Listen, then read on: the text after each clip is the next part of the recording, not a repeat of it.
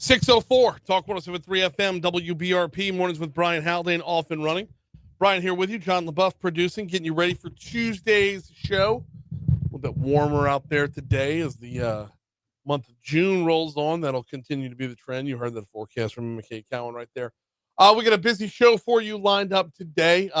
We are in hurricane season, and it is the 20th anniversary of Hurricane Katrina.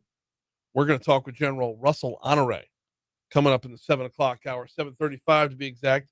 A little hurricane prep, but a lot of retrospective there as we are upon the 20th anniversary of a generational storm. One of the many highlights of this morning's show, but before we get to anything else in today's show, let's start off with top stories and trending.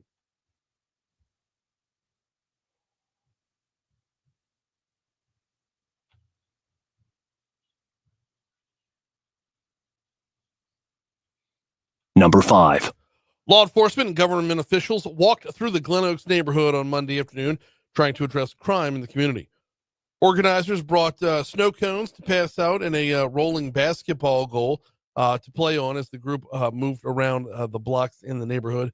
Both BRPD Chief TJ Morse and Mayor President Sid Edwards said they are trying to address violence in young people by building strong relationships within communities.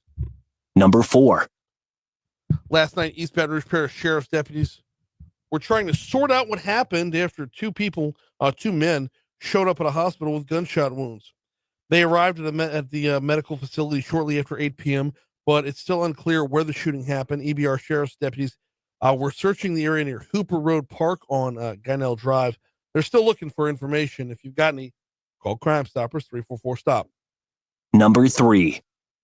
An 18-year-old accused of shooting a man who said he was defending his daughter from being mocked outside their home on Newcastle Avenue has been arrested. Jerry Huggins was booked with attempted first-degree murder and illegal use of a weapon in the March shooting of Corey Bro. Police had been searching for him since a warrant was issued for his arrest back in early April. Number 2. A sweeping tax reform package aimed at cutting Louisiana's income and sales taxes has stalled in the Senate. It's unlikely to advance before the legislative session ends. We'll talk about this a lot more at the end of this hour, but the plan, backed by House Republicans and Representative Julie Emerson, would have drawn $3 billion from emergency savings to help fund tax cuts and permanently boost teacher pay. But Senate leaders, including Senator Franklin Foyle, are hesitant to act before assessing the financial impact of last fall's tax overhaul. Number 1. A man was shot and killed along David Drive Monday afternoon. Law enforcement searching for the person who did it. Sources at the scene said a black male in his 40s was found dead outside a home around 5:30 p.m. BRPD was dispatched to the area after a neighbor called authorities to say they heard gunshots and saw a person lying in a driveway. Law enforcement said the shooting was targeted, but the suspect fled the scene.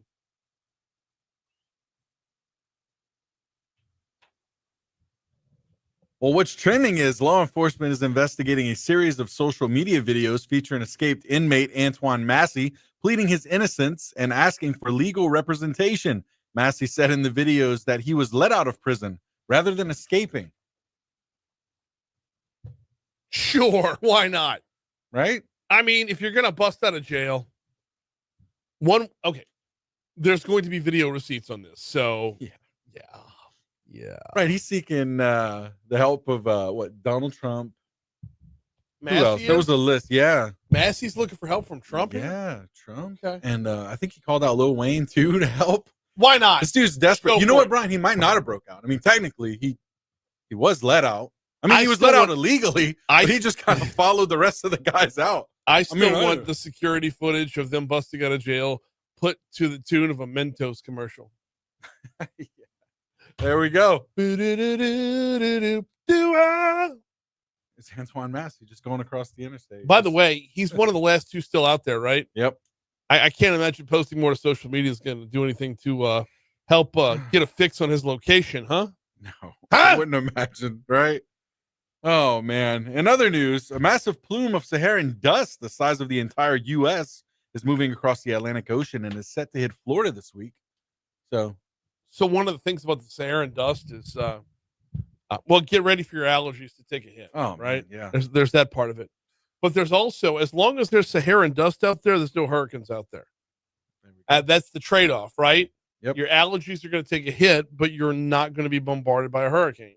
So that's right, man. I say it all the time. We just try to find that silver lining, right? Right? Always. Always trying to find looking it. for positivity. That's it. This is it. Hey, Wiener Schnitzel announced plans to open 6 restaurant locations inside Walmart stores by fall. So there's that. So good. The Wiener downside Schnitzel. here, none of those locations are in Louisiana. Boo. I know. Should cue the I looked them up. crowd booing. I did look them up. They're where did they go here?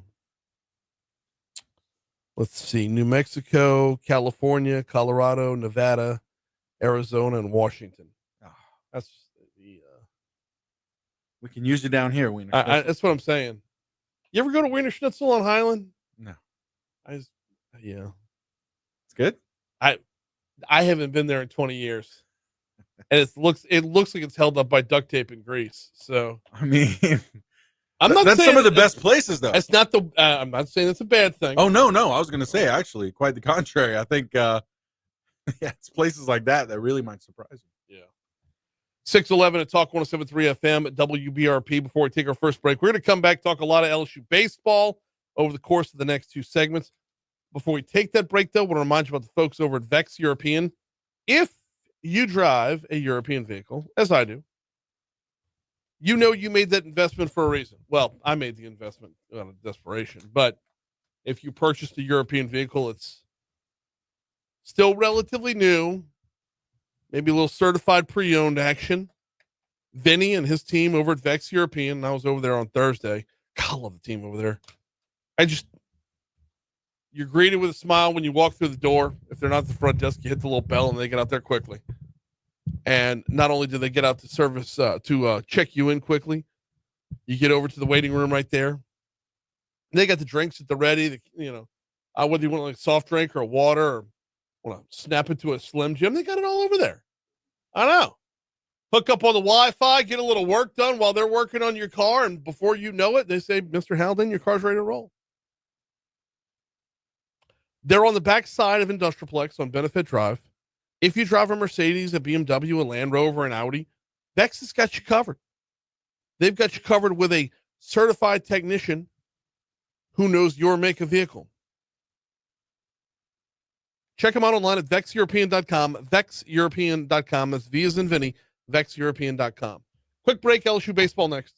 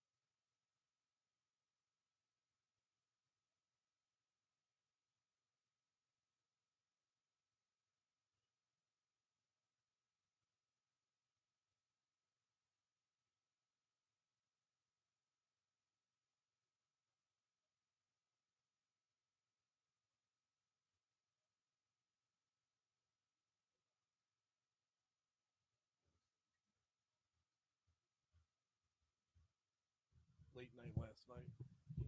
Some late night last night. 8 p.m. start times on baseball. May have poured myself a second vodka martini in a glass. Not a martini glass. Just a glass. Like an actual glass, yeah. Yeah, I had a late night last night too. Not for that reason, but yeah. It was after midnight. I went to sleep. And I'm like, what am I doing? Yeah. I can get away with it. Yeah. When it's, I don't have to sleep off alcohol. Yeah. Yeah. That's completely different. Shoot.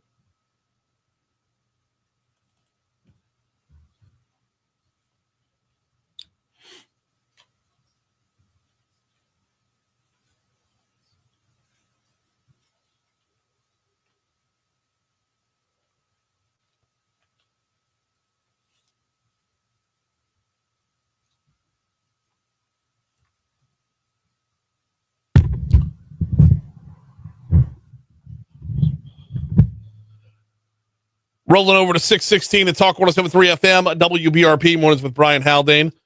Rolling right along. Jeff Crouere, host of Ringside Politics down in New Orleans, is going to join us about 20 minutes from right now.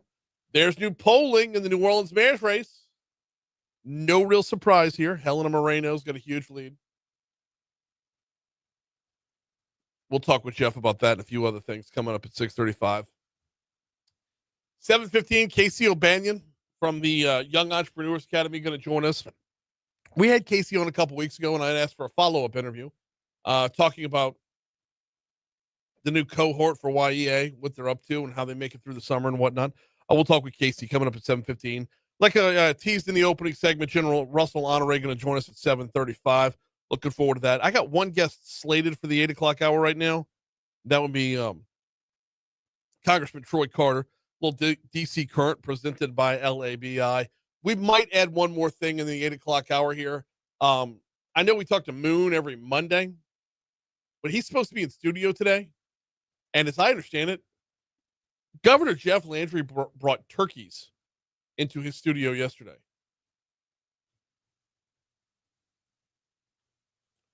Do with that as you please. Live gobble gobble turkeys. Can you do a turkey call? I can't do it.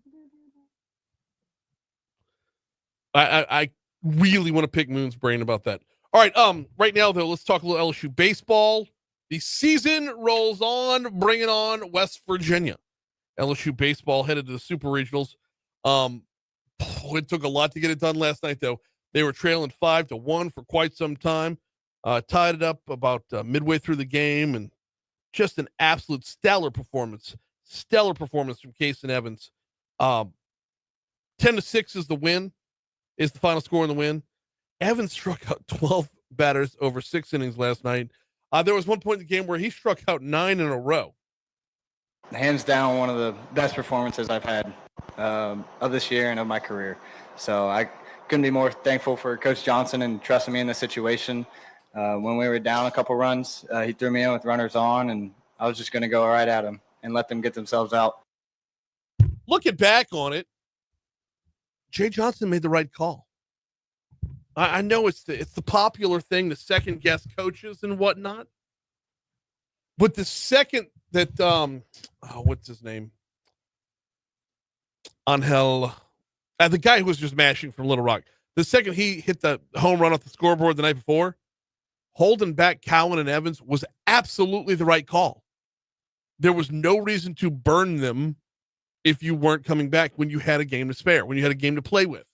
So shout out Jay Johnson for making that call. Meanwhile, while the bats couldn't get started on Sunday night, last night, Ethan Fry, Little Rock just couldn't get Ethan Fry out. He went 4 for 4. 4 runs driven in. His 3-run double, and we'll play the audio for that for you in our next segment. His 3-run double got LSU back in the game. It went from a 5-1 game down to a 5-4 game. Coach Johnson talks a lot about controlling your situation, not letting the moment get too big. So when you're actually able to do it, it shows how much trust he has in you and just your ability to compete and play no matter what the situation is. And like Kason just said, we have the best fan base in the country, and playing every game at home is really an advantage, whether people want to admit it or not. But it's unbelievable. Meanwhile, it was Jay Johnson's 500th career win, leading the Tigers to the Super Regionals for the second time in 3 years. Giving a lot of credit to Little Rock for their battling, but also he's proud of the performance put up by Evans, Fry, Luis Hernandez, who hit 2 home runs last night.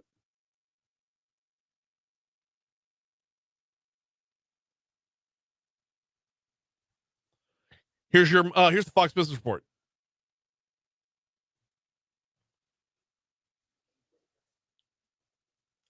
Keep that Jay Johnson cut. I'm gonna go back to it.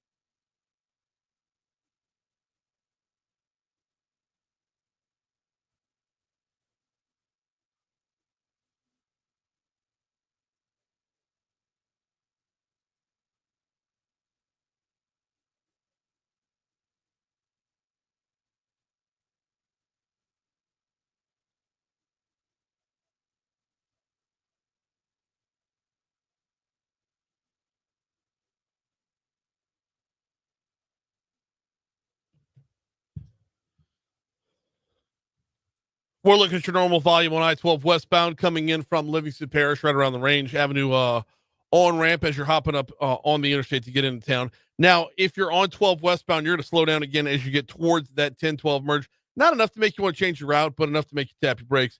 Meanwhile, I-10 westbound coming in from Century Parish looks good. I-10 eastbound coming in from West Baton Rouge Parish looks good. Both bridges look good. I-110 looks good. Surface streets, there's only one thing to look out for right now. BRPD is reporting, and this is from about 20 minutes ago. 30 minutes ago. BRPD is reporting a stalled vehicle in the roadway, Scenic at Weller. That's the only thing out there right now, so be on the lookout for it. Other than that, surface street wise, your drive's pretty clean this morning.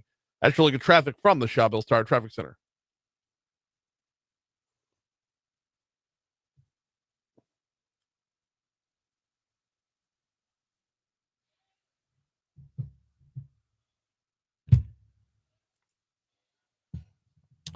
.624, Talk 107.3 FM, WBRP, mornings with Brian Haldane, rolling right along. One more weekend of baseball at the box, y'all. A little Friday, Saturday, Sunday set coming up against West Virginia. We'll have the breakdown on Super Regionals in just a minute. I did interrupt that Jay Johnson soundbite right there because I wanted to stay on time and hit the Fox Business Report. John, if you wouldn't mind resetting that back to the beginning just to get the Johnson crediting his team. Specifically, Kason Evans, Ethan Fry, Luis Hernandez, backs against the wall last night. And that can be very revealing about your character, or, it can, it shows a lot when you have to win. tonight is one of the best wins of my entire career because of what they had to do to earn it. We obviously have great talent and great players like these three guys, but you're looking at three of the best human beings on the planet. We won tonight because of character. And they will move on to play West Virginia in the Super Regionals, hosting West Virginia in the Super Regionals. We'll get you details on that as soon as they're announced. The actual times, dates and times will be announced at, I believe, 9 o'clock this morning. So right as we're going off the air and Moon's coming on. As it broke down last night, let's start off with Casey Evans' performance. 12 strikeouts. I don't know that he's ever looked as good as he looked last night. He was absolutely ridiculous.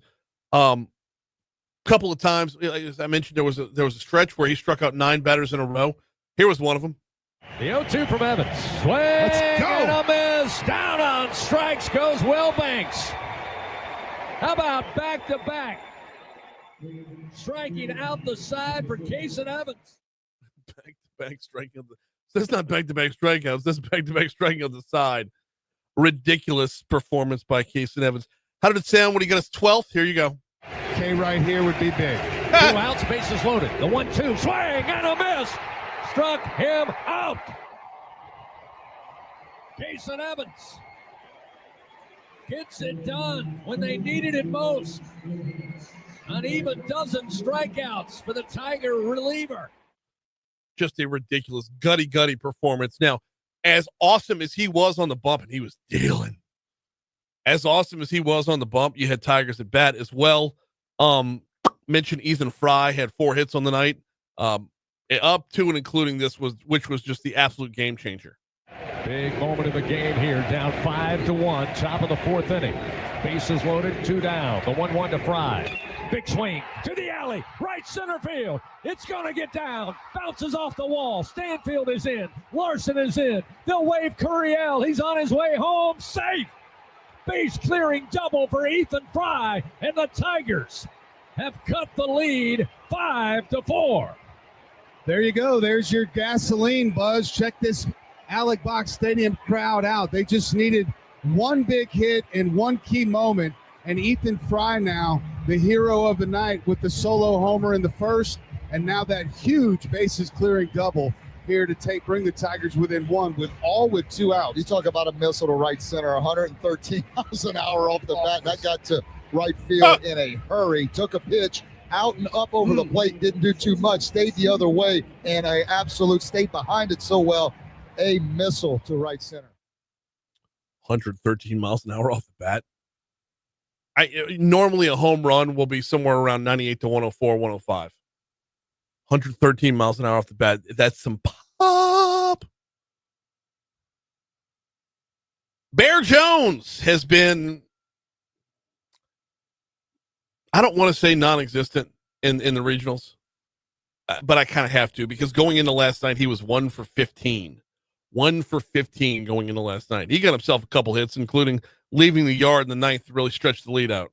Now kicks and fires. A swing, left center field. This baseball is gone. Jared Jones, home run number 20. The Tigers lead 9-6. 111 miles an hour off the bat, and that one almost knocked the Tony Sachery's can down out in left center field. It did.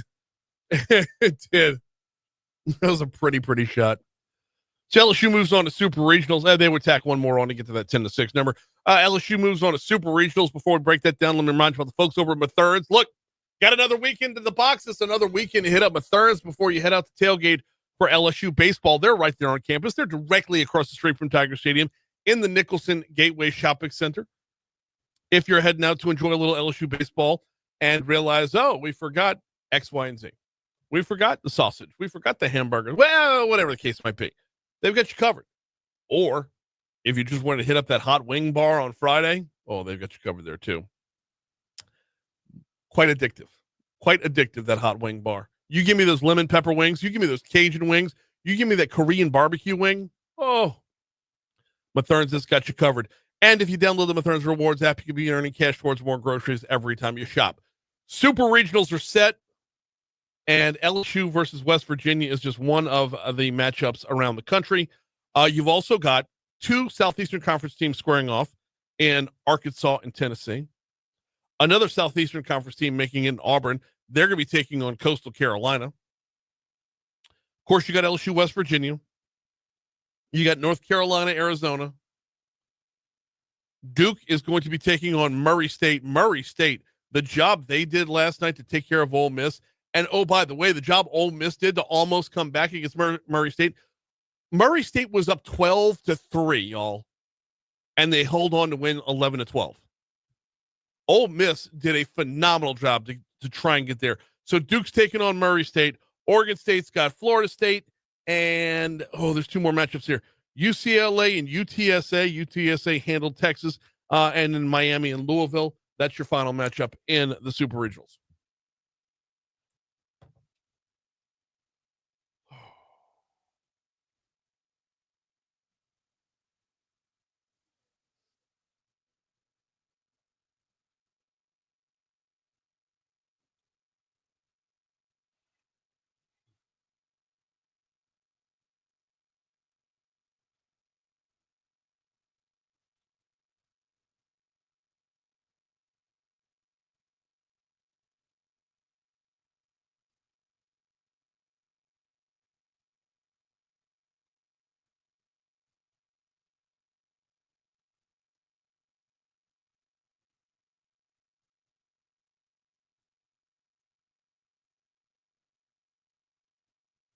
What's the name of the escapee that says he was let out of jail?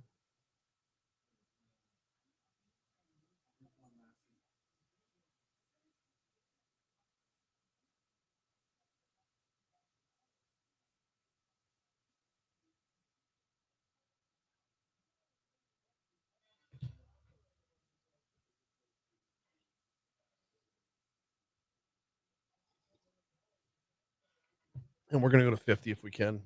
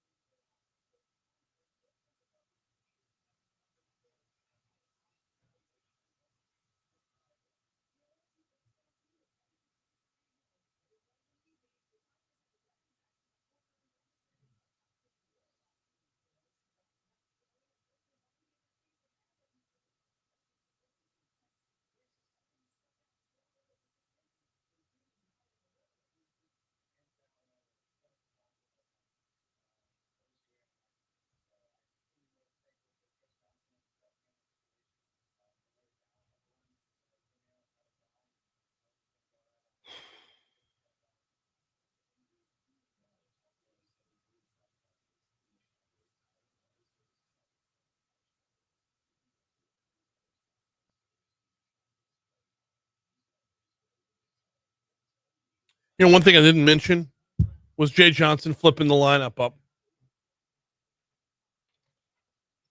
He did that 2 years ago on the way to the national championship.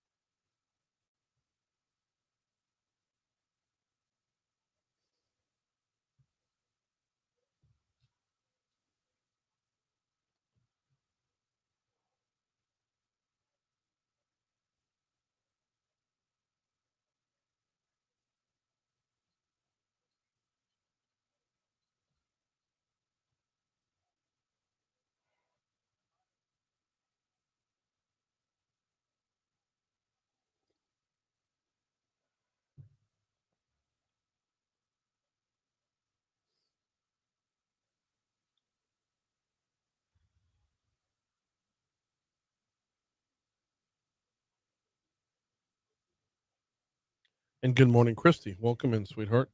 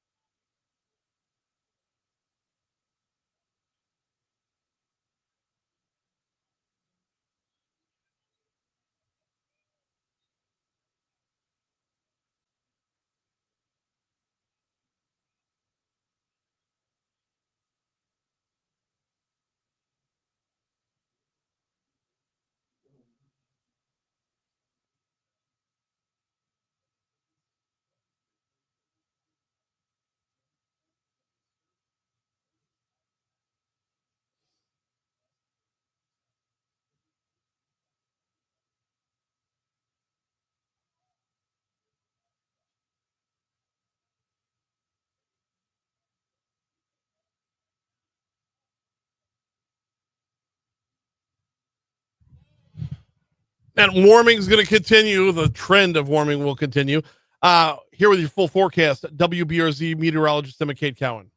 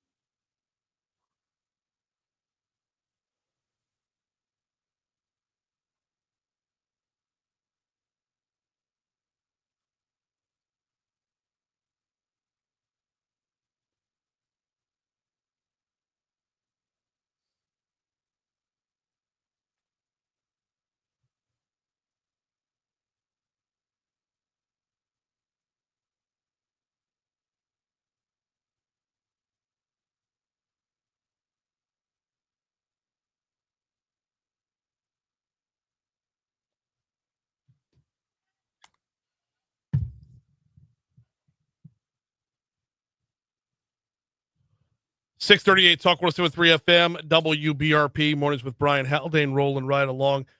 Troy says, I've never heard the box louder than during Fry's at bat with the bases juiced, except when he hit the double. Unbelievable. It was an electric night at the box, to be sure. Absolutely. And Super Regionals are on tap next. We'll get back into that later on.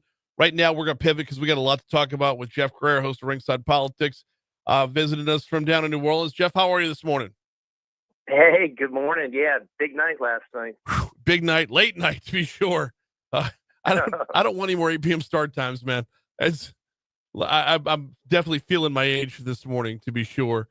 I hear you. John Cuvion had a poll out there over the weekend, and Helena Moreno's the big winner here. Let's talk about it. Any surprises in what JMC Analytics put out? Yeah. Well, I think John Cuvion's a really good pollster. So I think these results are pretty accurate. Yeah, Helena Moreno is definitely the leader. She's got big war chest. She's, of course, a former newscaster. She's been out there for a long time, been in the legislature, been on the council. So she is the favorite. And the question is right now, I mean, can she win in the first primary? She's got 52%, so she is right above that level. But of course, she's going to take some incoming from the other candidates when the race gets rolling. And the question is, what kind of money is Oliver Thomas going to be able to raise? What kind of candidate is Arthur Hunter going to be? I'm surprised Arthur Hunter did fairly well. I mean, 11% of the votes. I mean, that's same. Not bad for a perennial loser. I mean, he's really not got a real strong track record.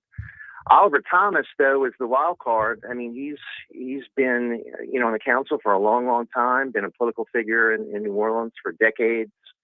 He's still battling the stint that he did in prison and the image that people have of him as, being corrupt. So he's got to overcome that. All right, let's talk about Oliver Thomas for just a minute. Is he going to actually run a race? I haven't heard thing one out of him yet. Is he actually going to get in this thing, or is he just a name on the ballot?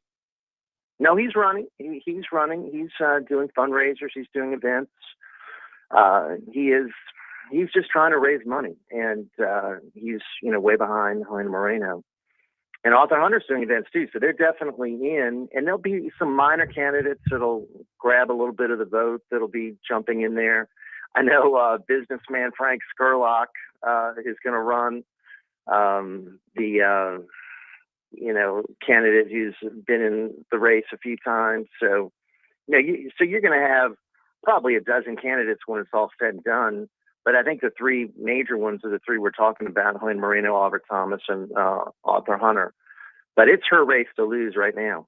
Okay, so from a general populist perspective, is having a dozen candidates the way to roll here, or would funneling money and resources to a handful of candidates, a much smaller pool, do more to get the conversation rolling, to make sure that Moreno doesn't just win in a walk and has to actually answer questions from voters? Well, that's what needs to happen. And I do think that these top three are going to be the only ones to get any kind of money. I don't think the other candidates are going to be able to generate. I mean, they'll be minor candidates. Yeah. So the funding has mostly gone to Moreno, followed by Oliver Thomas and Arthur Hunter. So, yeah, that's where the funding is going to go. I do agree with you. I think we need vigorous debates. I want to see a race because New Orleans needs a conversation about the disastrous policies which have been, bringing the city down. I mean, again, to go from 627,000 to 350,000 over the last few decades. I mean, there needs to be a conversation about why people are leaving New Orleans. Can't sugarcoat it with all this, woke nonsense. Need to talk about all the problems. And LaToya Cantrell went on another junket. She doesn't care, obviously. I mean, she's just using these last few months to try to score as many trips as she can. Trips and this is why we have a manhunt going on for two, dangerous criminals. It still is ongoing. All right, can we talk about that part for just a quick second here? You got this Massey guy posting up on social media saying he didn't bust out, he was let out. First of all, if you're posting up on social media, doesn't that make it easier to narrow in on your location? I think he gave himself up. I mean, there's got to be a way that they're able to figure out, where that was done and, how that was uploaded. I mean, with the technology we have today, I mean, I would assume that's going to be easier to be able to bring this guy in. I mean, it shows you how arrogant he is. I think this is the second. I mean, I saw another video of him jumping into a pool on Memorial Day. Yep. So I think this guy's been taunting them. He's probably the one that said, too late, and scrawled it on the wall. So he's trying, and people online are sort of, unfortunately, some people in New Orleans are now backing him, believing his tall tale of him being unfairly imprisoned and there being corruption in Louisiana. And he's asking Donald Trump and Lil Wayne to help him. That's unbelievable. I say it's unbelievable. We've seen crazier things from the White House, to be sure. Donald Trump just pardoned didn't be a young boy. So there's no telling what's coming out of that bag. Meanwhile, though, with Massey, one of two still that has not been reapprehended. What's the vibe on safety in New Orleans right now? Because there was so much progress made, Jeff. So much progress made towards not just being safer, but feeling safer. And then you have the prison break. And so did it just flush everything down the toilet? That no pun intended. I think certainly it hurts. I mean, certainly it hurt. And there had been just some strong progress that had been made. And then you had these two big events, the terror attack and this, which is really sort of taking a lot of the headlines away from the positive news stories about the crime going down. Yeah. So, and then the focus is now on the prison. And that was another part of the poll that shows that, the incumbent is, being really destroyed by her opponent in this sheriff's race, because obviously, I mean, she's been shown to be completely incompetent. And it looks like we're going to get a new sheriff in Orleans Parish. Thank goodness. Yeah, I was going to bring it back around to that, because the prison break story does lead us back to the Orleans Parish sheriff. You want to talk about approval? I'm surprised the approval rating showed up at all. Like, I've never seen somebody with a 0 before, but this was going to be close. Well, I mean, I think that this story, and what's hurting her, Brian, is that this story doesn't go away. I mean, so it keeps going on and on and on, and reminding people that this happened. And then, the media does other stories about other problems. And, it's just a nonstop narrative. And then she suspended her campaign. I don't think, as you say, she's got any kind of prayer of resurrecting it. And, Michelle Woodfork has got a strong lead, and she's got a name people remember. I mean, the former chief Woodfork, I mean, that's got a ring in the city of New Orleans, and certainly Susan Hudson, her image has been destroyed by this whole thing. So it goes on. I hope these criminals will be apprehended at some point. I'm amazed, really, it's gone on this long. So, same. What are we, 18, 19 days now? It is really Right. a ridiculous amount of time. Speaking of the passage of time, hurricane season is open on this 20th anniversary of Hurricane Katrina. Walk us through real quick, Jeff. Walk us through a couple of just your takeaways of how the city has rebuilt, was reborn, and really how it's kind of falling up a little short of where it needs to be. Well, 20 years. I mean, the city has never recovered as far as population. I mean, I just mentioned earlier we're at 350,000. I mean, we were roughly about 480,000 prior to Katrina. So that's 130,000 that never came back. Right. We did have prior to the pandemic a surge going on where certain parts of the city that had been rebuilt after Katrina, the Bywater and other areas where you had a lot of people coming in from out of town and gentrifying those areas. And that sort of stalled with the, leadership of Cantrell and the pandemic and everything. But when you look back 20 years ago, I mean, New Orleans was a city that didn't have any kind of flood protection. I mean, now we've had all of this investment and, enhanced flood protection. So I do think the city's a lot safer than it was 20 years ago. I mean, it's definitely, and we've been tested, in storms in the interim, Ida and so forth, and we didn't have, problems. So that's a good thing. A lot of money was spent, and, I think improvements were definitely made, and New Orleans is safer. It's safer, as far as crime, and it's safer as far as, dealing with the hurricane. We got just a minute or so left with Jeff Crouere, host of Ringside Politics, because he's got a show to get to coming up here at 7:00. And that last minute, I got Russell Honoré coming on with me next hour, Jeff. Anything you got okay, if you get one question for Russell Honoré, what is it? I guess it would be, I mean, is he satisfied with what's been done over the past 20 years? I mean, does he feel like that New Orleans is ready for the next Katrina? And, I would hope and pray the answer would be yes. No. But, maybe we'll have another 20, 30 years before we have to deal with it and find out. But I do think on that end that we're much more secure than we were in 2005.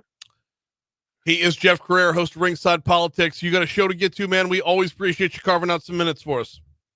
Yes, indeed. Thank you, Brian. Thank you. It's 6:49 at Talk 107.3 FM, WBRP. We got Your Money Now coming up in just a minute. On the back end of Your Money Now, we will check traffic, and then we'll dive back into it. You heard a story there in our news at the bottom of the hour about a proposal for tax cuts that looks like it's going to fall short. We'll dive into that in a little bit. What Jeff said on the back end right there, God willing, it's another 20 or 30 years before another Katrina hits. It's been 20 years since Katrina. If it's another 20 to 30 years, you run into the same problem that you had with Katrina, and that was the disbelief within the populace that it was actually going to be a thing.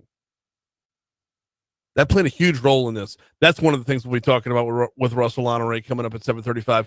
Right now, though, it is 6:50. Let's get you some check of your money now, a check of traffic, and then we'll continue next right here on Talk 107.3.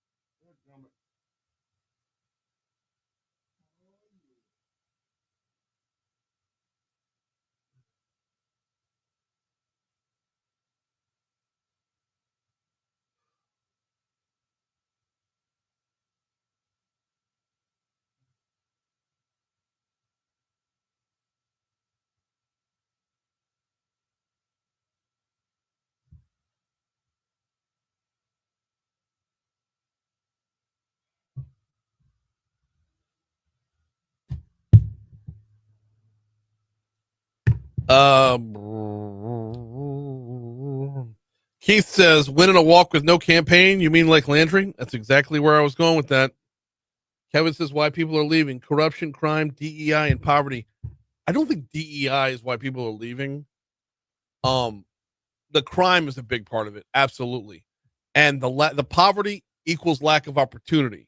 That part's changing.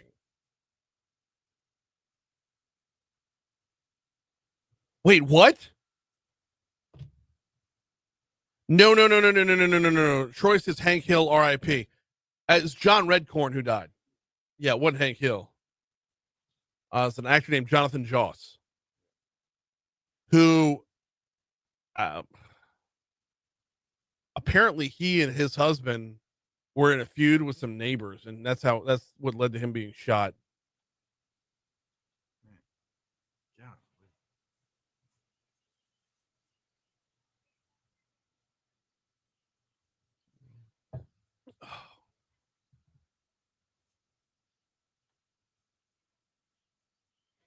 Byron says, please ask the general about the Baton Rouge Aquifer. If we have room on the end, yeah, absolutely, I will.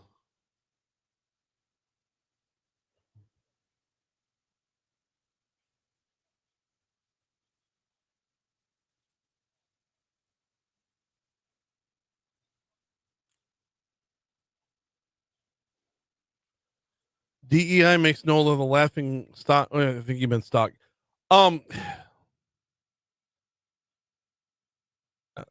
There's no way to quantify that.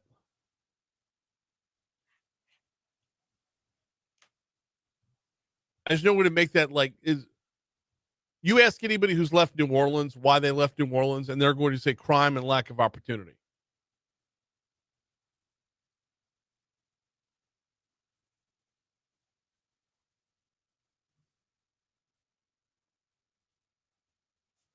Galen says the better question is, why are people staying? Because it's New Orleans. Because it is a world-renowned city. It's a classic global city. There are very few cities like it around the world. It's a beautiful. It is in spite of itself, it's a beautiful place.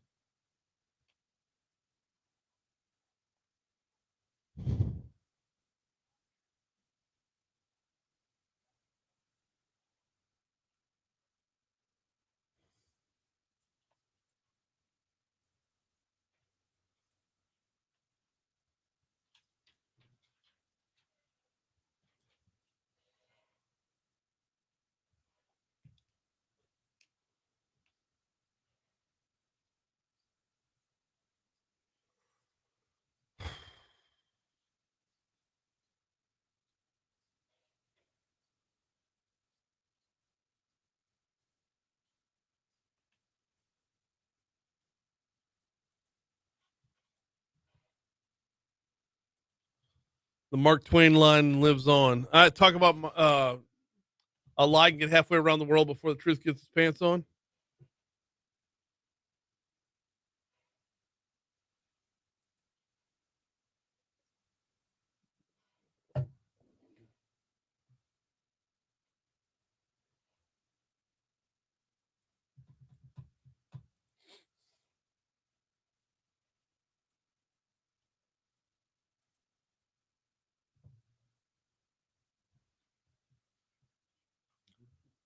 I had an uncle murdered in New Orleans. Not so beautiful.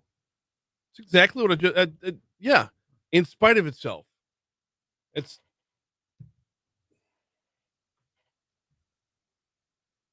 We'll get back to it.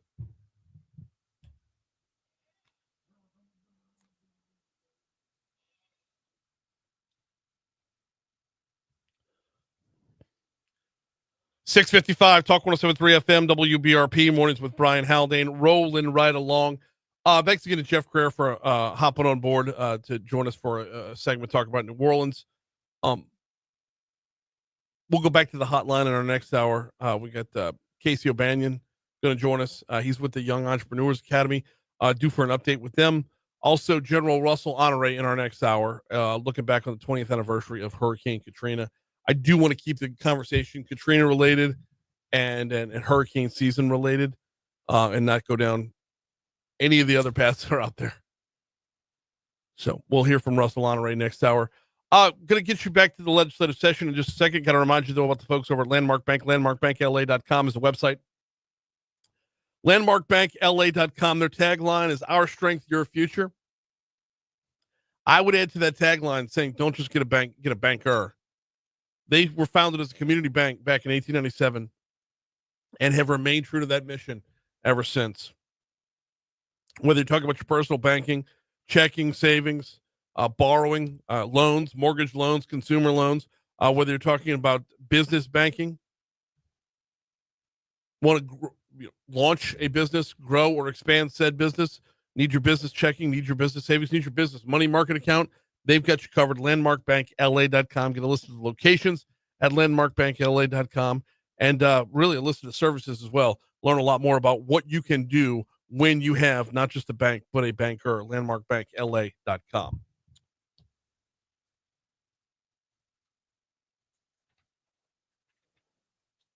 So you heard the news at the bottom of the hour right there. Senators in the state have shelved a proposal to lower income and sales taxes. We talked about this in Top Stories and Trending as well. The House approved bills that were up there stalled after a report revealed that the tax cuts were resulted in a $142 million shortfall in fiscal year 2027 and a $590 million shortfall in 2028. Jan Moeller, he's the executive director of Invest in Louisiana, I don't think he's ever seen a tax cut that he's liked, says Senate Revenue and Fiscal Affairs Committee was wise to put the brakes on these tax cuts since the state income tax was lowered earlier this year. And we still haven't seen the full effect of how those tax cuts will affect our ability to raise enough money to pay for public schools and hospitals. But what we did see was a revenue estimating conference that put $30 million back into the state's coffers that we didn't know was there, which would suggest that we're trending in the right direction. That being said, the bills were aimed to cut the state's sales tax from 6% down to 5.75, and the individual sales income tax from 3 down to 2.75. The goal there is eventually to not have an income tax in the state, not have a state income tax. That's the ultimate goal on that front. Moeller says legislators always want to cut taxes, but they also have to pass a balanced budget every year. They don't have the luxury that Washington does of running budget deficit and paying for things and sending the bill on to the next generation. So when you cut taxes by this much, it means you're going to have to cut what you spend on programs that supports families and communities. And that's the rub, isn't it?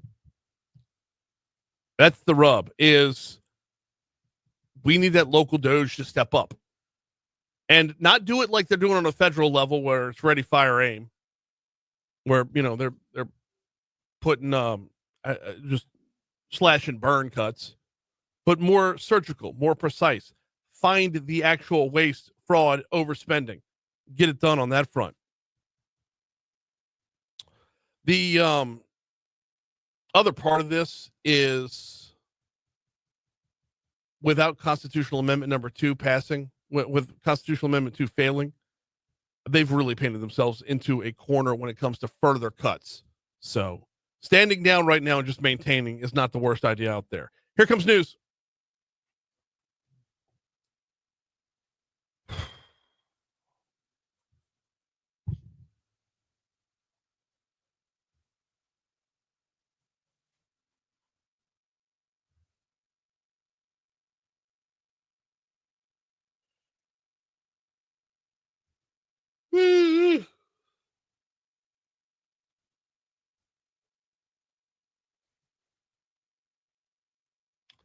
I need to go get my interview book.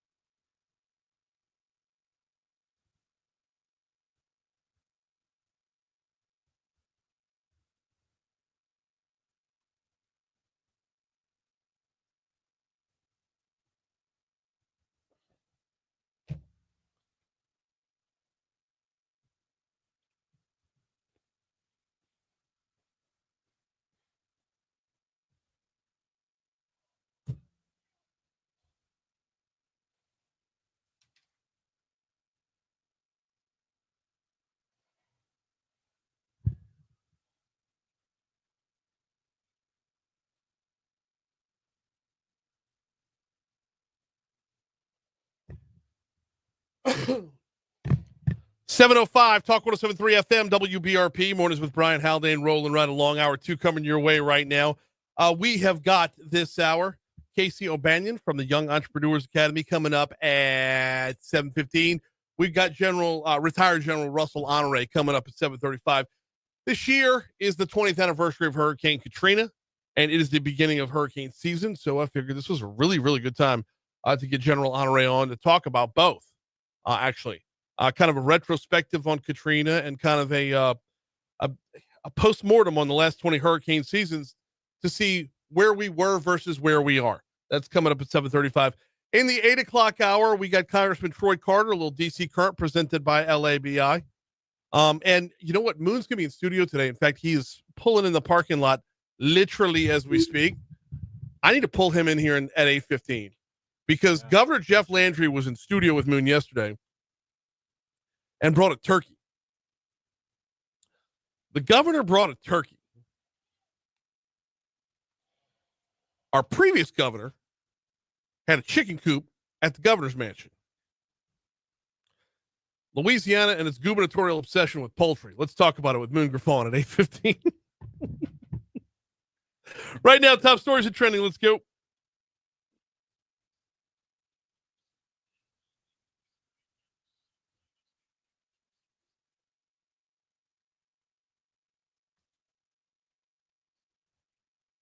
Number 5. Last night, East Baton Rouge Parish Sheriff's deputies were trying to sort out what happened. In fact, they're still trying to sort out what happened after 2 men showed up at a hospital with gunshot wounds. They arrived shortly after 8 p.m. Still unclear where the shooting actually took place. Deputies were searching the area near Hooper Road Park at Guynell Drive, but they need information. So if you've got any, call Crime Stoppers at 344-STOP. Number 4. An 18-year-old accused of shooting a man who said he was defending his daughter from being mocked outside her home on Newcastle Avenue has been arrested. Jerry Huggins was booked with attempted first-degree murder and illegal use of a weapon in the March shooting of Corey Bro. Police have been searching for him since a warrant was issued for his arrest in early April. Number 3. A sweeping tax reform package aimed at cutting Louisiana's income and sales tax has stalled in the Senate. It's unlikely to advance before the legislative session ends. The plan, backed by House Republicans, would have drawn $3 billion from emergency savings to help fund tax cuts and permanently boost teacher pay.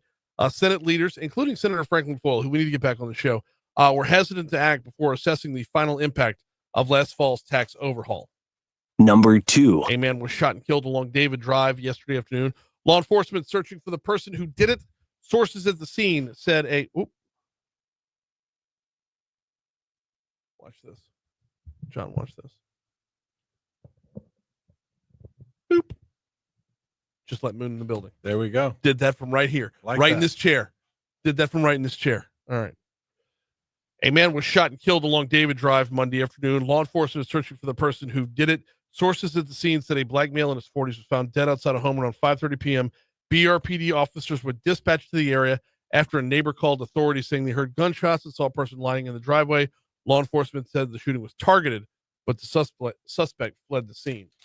Number 1. LSU baseball moves on. There will be one more weekend of baseball at the box. Super regionals are coming this way. Tigers outlast Little Rock last night.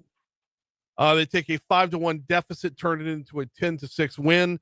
LSU will face West Virginia in the box this weekend. West Virginia coming out of the Clemson regional. They outlasted Clemson, Kentucky, and who was the other team out there? USC Upstate. So one more weekend to baseball at the box. There he is. Walking in the building right now time. is Moon Griffon. Yes, sir. All right. As far as what trending topics go, law enforcement is investigating a series of social media videos featuring escaped inmate Antoine Massey, pleading his innocence and asking for legal representation. Massey said in the videos that he was let out of prison rather than escaping. I almost respect it. Right. The gall, right? Right. Everything's on video, Hoss. Yeah.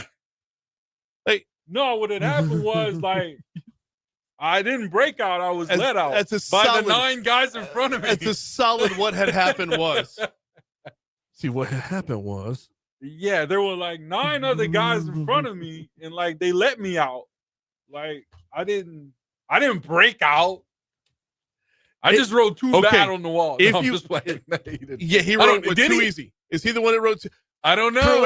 Crouere said he Yeah, I thinks don't he's the know. one that wrote too easy. So it was probably the last one out. yep. How you spell two? Like using the proper context. He missed that one, by the way. He just said the T-O, not the T-O-O. Oh, man. In other news, a massive plume of Saharan dust the size of the entire U.S. is moving across the Atlantic Ocean and is set to hit Florida this week. So trade-off here.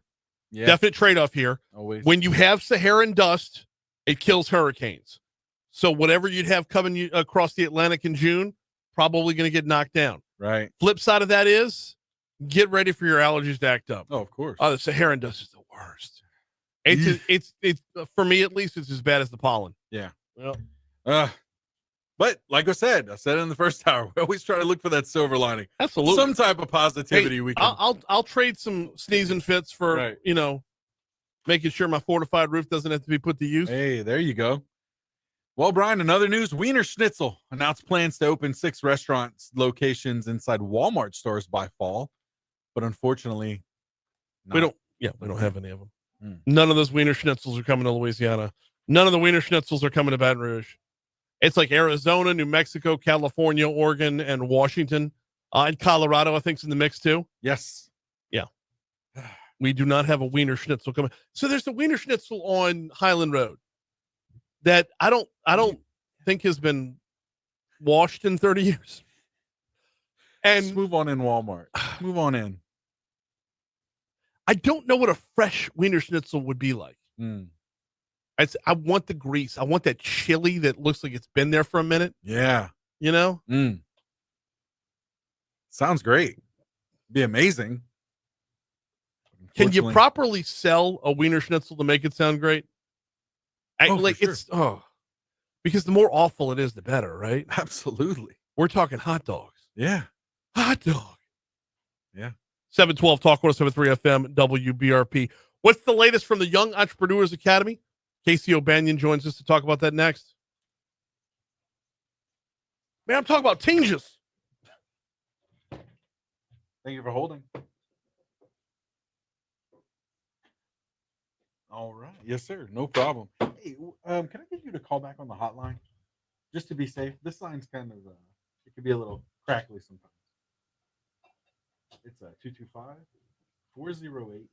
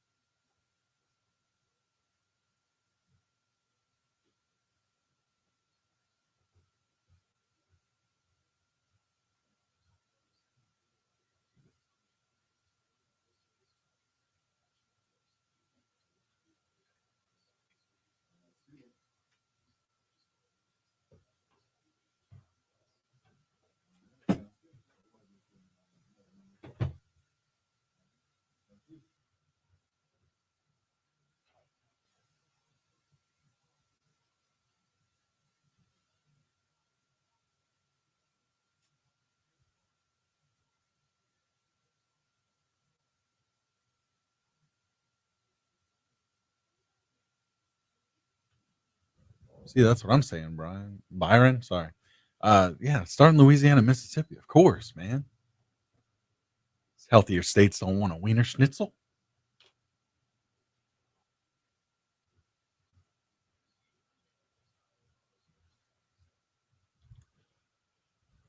Oh.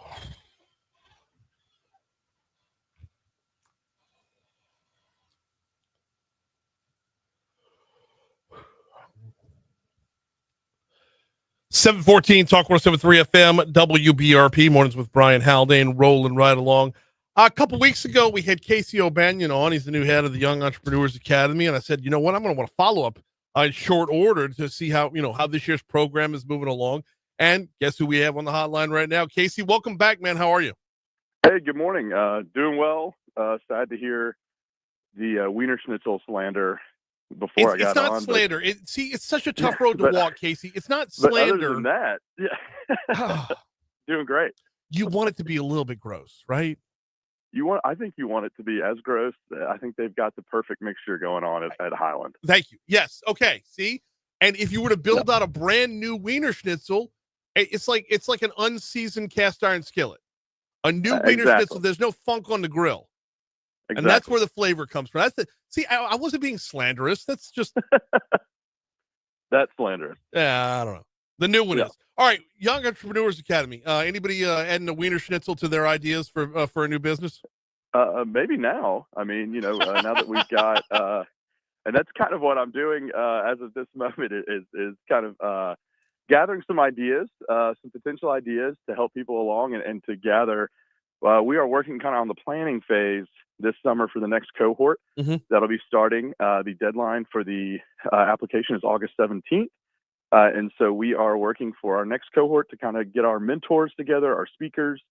And so I've welcomed and spoken to plenty of people over the last couple of weeks since I've started and been on your show, just to tell them, hey, look, if you've got a story, you might not be an entrepreneur by the textbook definition, but you might be a doctor that has its own practice and are having to figure out advertising, marketing, staffing, all of these different things. Well, the kids would want to hear that. They would gain something from hearing people's stories. So that's what we're working on right now is getting some local entrepreneurs, business owners, and just people involved. It could be anybody from, if you're 22 and you're just on the job market looking around, I bet you've learned something in these last couple of weeks or months or years that they could benefit from. So that's what I'm looking for. I'm looking for people that have something, and I think everybody in town has something, a story. They're an expert on themselves, and they can help out. So that's what I'm looking for right now. All right, let's push pause right there to reset the whole thing. Okay. Bring us back to the beginning of what the Young Entrepreneurs Academy is. Okay. So the Young Entrepreneurs Academy of Baton Rouge takes 20 to 25 students, high school age students, 9th through 12th grade, from any school. Could be homeschool, could be private, public, charter, doesn't matter. Any school that is interested in the entrepreneurial process and takes them through a class from September to April that is run through LSU and the LSU Business School. And we take them through an entrepreneurial, the lead up, the build up, the idea creation of a business, the pitch, the marketing, the graphic design, everything kind of involved in running their own business. We get it registered. They have their own LLC with the Secretary of State. And then at the end of the year, it kind of culminates in a pitch competition, kind of a Shark Tank style pitch competition, where our student entrepreneur CEOs go up there and kind of show what they've learned. But really throughout the year, we have a really great group of mentors, local entrepreneurs that walk them through, kind of the process, their experiences and everything. And then we have field trips. We have speakers that come in and talk. We have all of these different things for them to be able to learn from. So that is really the basis of the program, is unlocking these kids' potential. But really, I saw an article, I think it was last night, from either the New York Times or the New Yorker, that just said something along the lines of, hey, if you could do something over again, who wouldn't take that chance? Right. And that's kind of what our program is about. Is, hey, look, when I talk to entrepreneurs in the community, they say, man, if I had just known this, when I was starting out, when I was 28 and I left my job, and oh man, if I just known this one thing, this would have gone a lot smoother. Well, hey, I want to know what that one thing is. These students are doing that. These 15, 16, 17-year-olds are doing that right now, and they could benefit from hearing that. And that's what they're doing. They're trying this out. So when they are 28, they say, oh, I've done this before.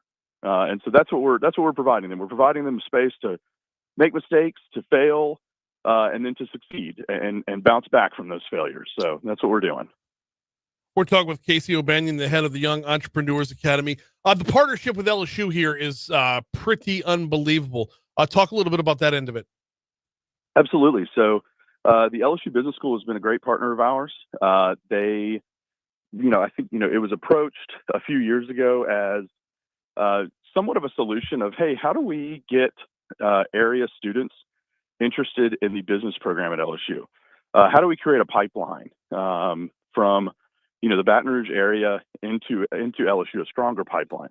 And so this was something where we looked into it, and it is that the students, when they get done with this course, and it's every Wednesday night, it's a three hours a week through the business college.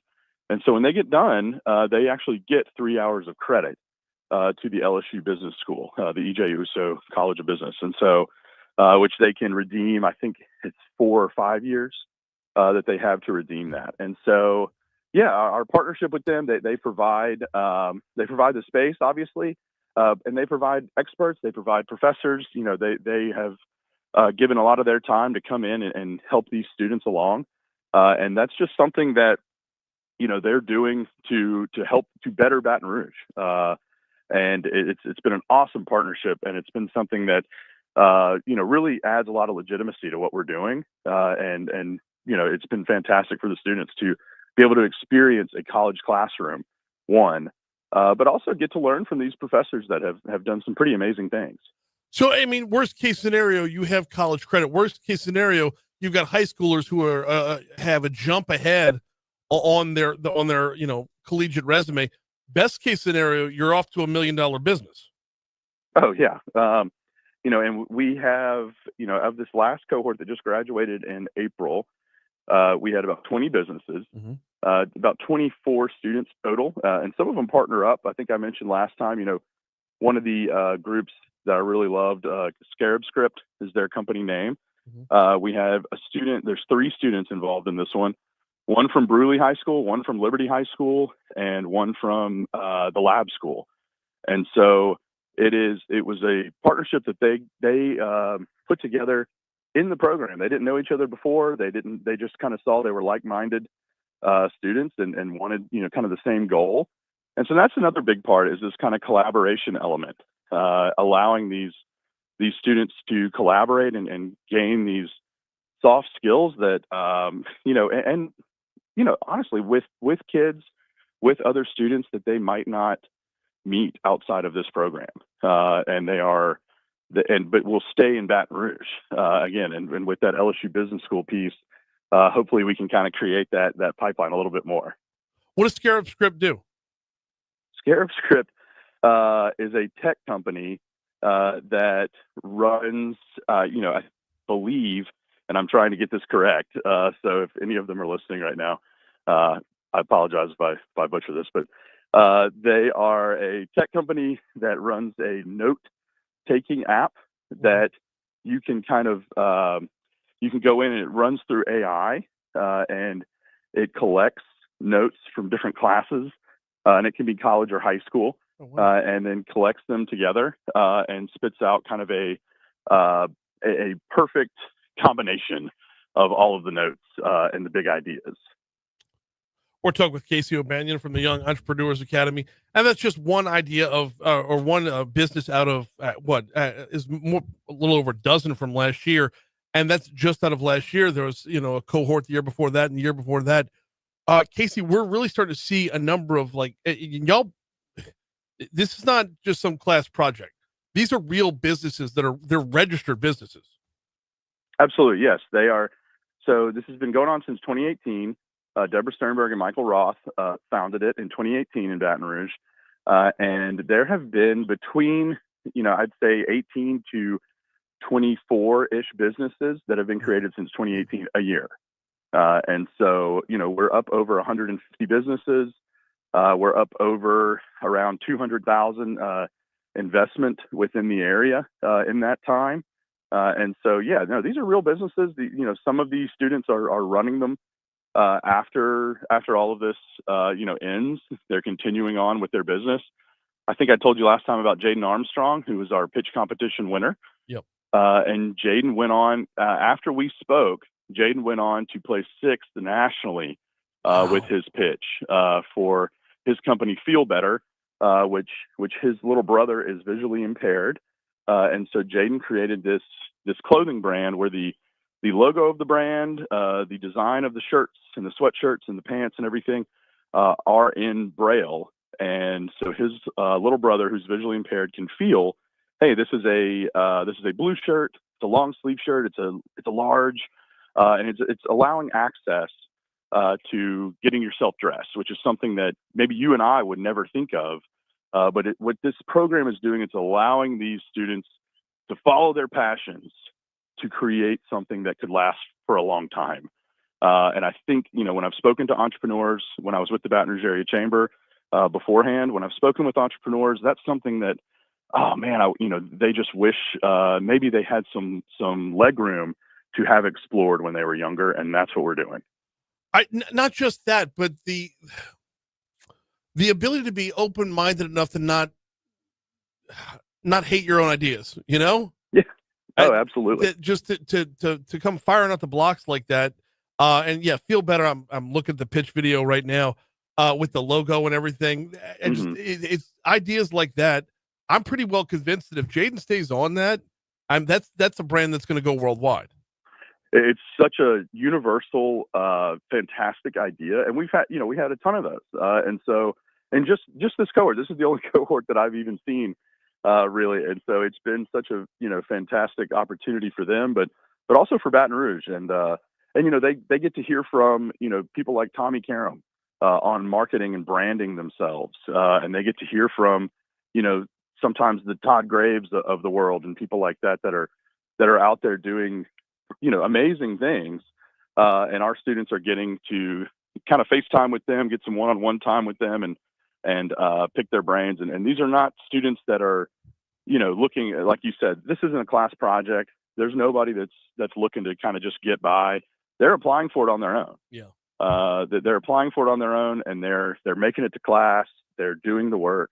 They're adding about 100 extra hours onto their high school schedule a year, is what we've calculated. And so, yeah, they are driven students that are hopefully going to make a huge impact in Baton Rouge for years to come.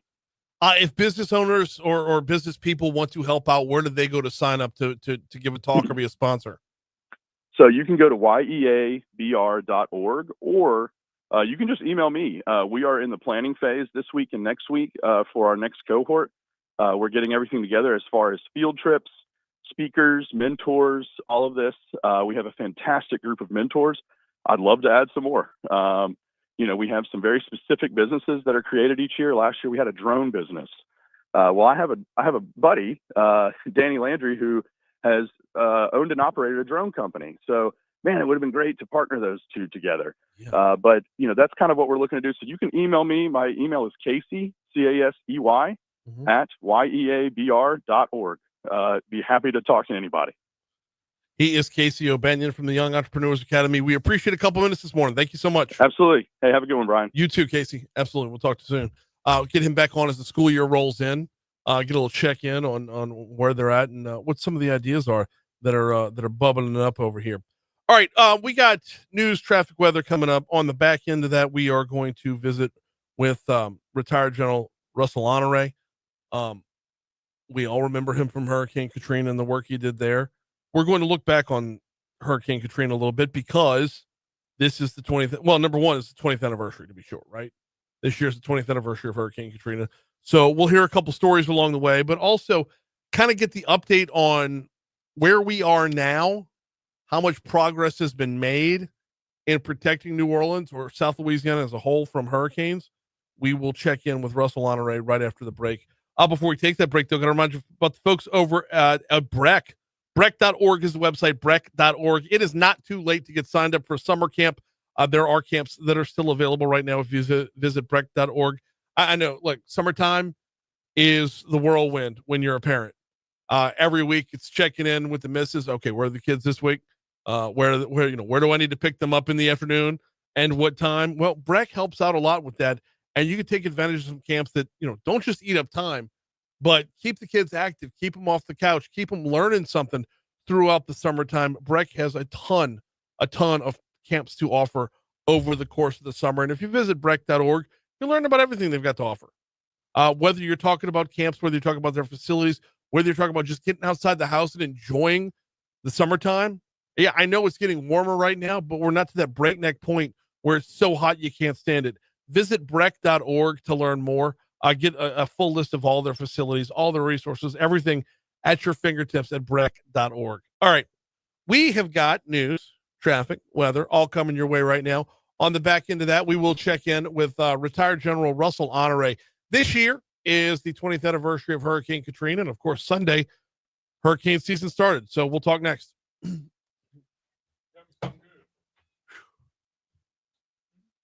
Oh, man. Yep. We should. Doing all right. I did not. I heard about it.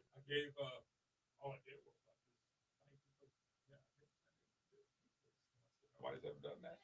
Gave it all to him. He thanked me. He took hold of it, and I'm laughing at him because we ain't gonna get a 10% increase. He didn't do nothing to get it this year. Decrease, yeah. Hey, what did you do? There ain't no competition coming back in. Yeah. Matter of fact, you know what State Farm just started doing? They give me and I got one umbrella policy that people buy. I buy to protect myself. Yeah. And about $1,300 a month. I'm hearing they're not writing no new ones now. No. They might renew. So that's one thing that's happening. You know why? 148 specifically. House Bill 148. No. Not only that, they specifically. No, they did. But you get ready to get some of this, and that's what Jeff and them don't understand. There's nothing. Jeff Roberts, what about this Cleo Fields thing? He said, I think the Supreme Court will keep it. He said, well, we got something working to let Nancy Landry by decree just keep the same business. I'm calling her now. I just got the phone with the legislator. They said, no. And so they were trying to put the connection up. So the connection is Nancy and Liz Murrow, who grew up together, house by house, went to the same school, graduated. Graduated law school together. Hey, ran for public office and won together. Yeah. I said, they're going to listen to Liz, who's listening to Jeff. I said, he wants to protect the Cleo Fields. I want the whole district back raised. And besides, they said we're going to probably lose the district in Minnesota. Mike's got like 1 or 2 votes. You better get this district back. And by the way, the Republicans told me it's the worst vote ever in the history. Then why'd they make it? Because it was Jeff. Hold on. It was Jeff Landry. I know. The precincts, individual precincts. Yes. I would have said, man, I ain't doing that. But you know what they said? Well, now you know what they all tell me, including Julie Emerson and people real close. So if you get a chance to redo it, you're gonna let this political shenanigans over here take place. Look, we decided the party didn't matter when the party decided Jeff Landry was a candidate. We didn't have a choice for governor. The party decided Jeff Landry before 2023. In December of 2022, he was knighted. And everybody said, oh, you can't run into another John Bell Edwards. We don't want to have that. It wasn't going to happen again because we didn't have another David Vitter. That was not going to happen again. I felt like a crazy person, Moon. I felt like a crazy person trying to, we need to have an open discussion about who this guy is and what he's going to be when he's governor. Look, I like Jeff first. Same. Yes. Because I feel like we were sold a bill because if we had known on the campaign trail, you're going to get 80% of what you want, but the insurance stuff is still going to be bullshit. If we had known that from the start, I still would have voted for him.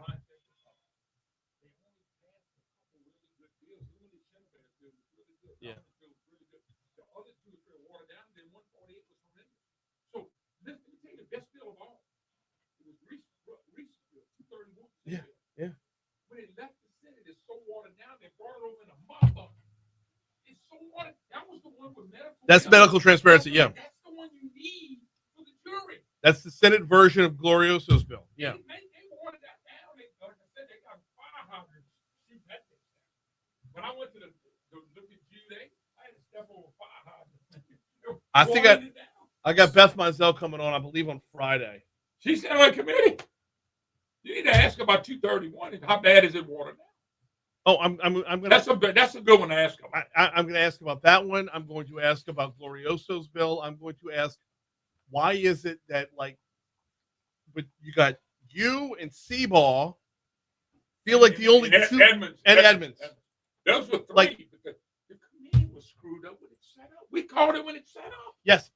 Who decided the one day of the session Alan Seaball can't be there was one day that Jude was going to meet? Who made that call?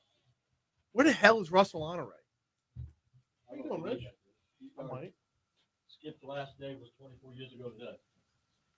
No shit. Yeah, he lost to Tulane. You remember the Super Regional? Oh, I got in trouble over at Clear Channel because I said he phoned it in. Trouble every day, yo, Of all people to say that, you bad as me. I said one or the other. I said Skip mailed it in, so I got in trouble for that.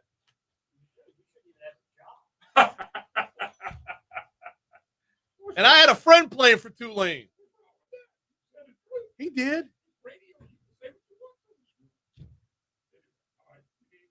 8:15. Hop on with me. We're going to talk about the turkey.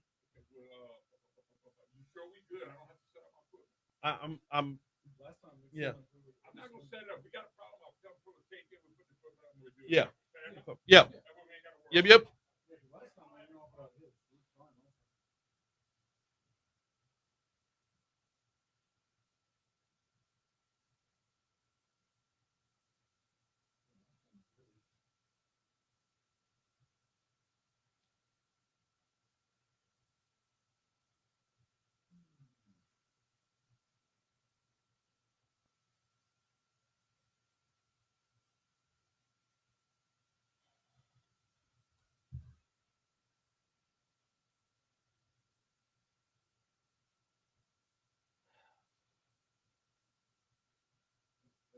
Cool. 737 Talk 1073 FM, WBRP, mornings with Brian Haldane, rolling right along. We are on our third day of hurricane season, the Atlantic hurricane season for 2025. This is the 20th anniversary of Hurricane Katrina, and we're waiting on General Russell Honoré to hop on the hotline real quick. I'm emailing his people literally as we speak. Don't have him. Hey. Looking to connect with General Honoré as soon as we can. Like I said, it's the 20th anniversary of Hurricane Katrina. So looking forward to having this conversation as soon as he hops on the hotline here. This is just there's so much to talk about. How far have we come since then? Not just New Orleans, but South Louisiana as a whole. We'll talk a little bit about hurricane preparedness, and I honestly want to talk a little bit about NOAA, to a lesser extent FEMA, because I know General Honoré is not going to like the cuts that DOJ has made, but some of them may have been necessary along the way. FEMA somewhere along the way became the Federal Everything Management Agency, and not just the Federal Emergency Management Agency. So you knew that was not sustainable long term. For one agency to be everybody's everything. We'll talk about that a little bit. As soon as we have them on, that's. So production, just kind of like a background here of BTS. Yeah. That was Rocco. Oh, that was Rocco on the phone? Yeah. Okay. He's coming up Friday. That's what he said. He's coming. Yeah, he just texted me. Coming.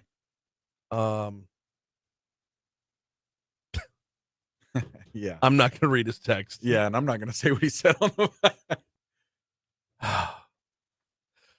But in short, of course, Foodie Fridays will be presented by the Louisiana Beef Industry Council all summer long. So we need to talk beef when Rocco gets in here. And that's good because he's known for Rocco's roast beef.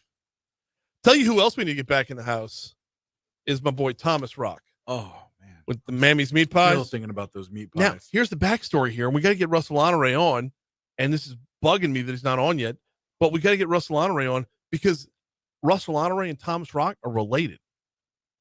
So your boy Cane River, okay, Mammy's meat pies. Now related through marriage, but related nonetheless. Yes, absolutely. So I just really need to have that conversation, but that involves getting them on the dadgum hotline. So don't have him right now. I'll tell you what, let's just pack up and move on. If we come back to him, we come back to him. If he's not there, he's not there. No big deal. And we've had him on before. And so I'm not in the chat right now on Facebook. By the way, we're on Facebook Live every single day, presented by Lake Urgent Care. I'm not over there right now. I'm texting to see if we can get Russell Honoré on. So I'm not in the chat right now.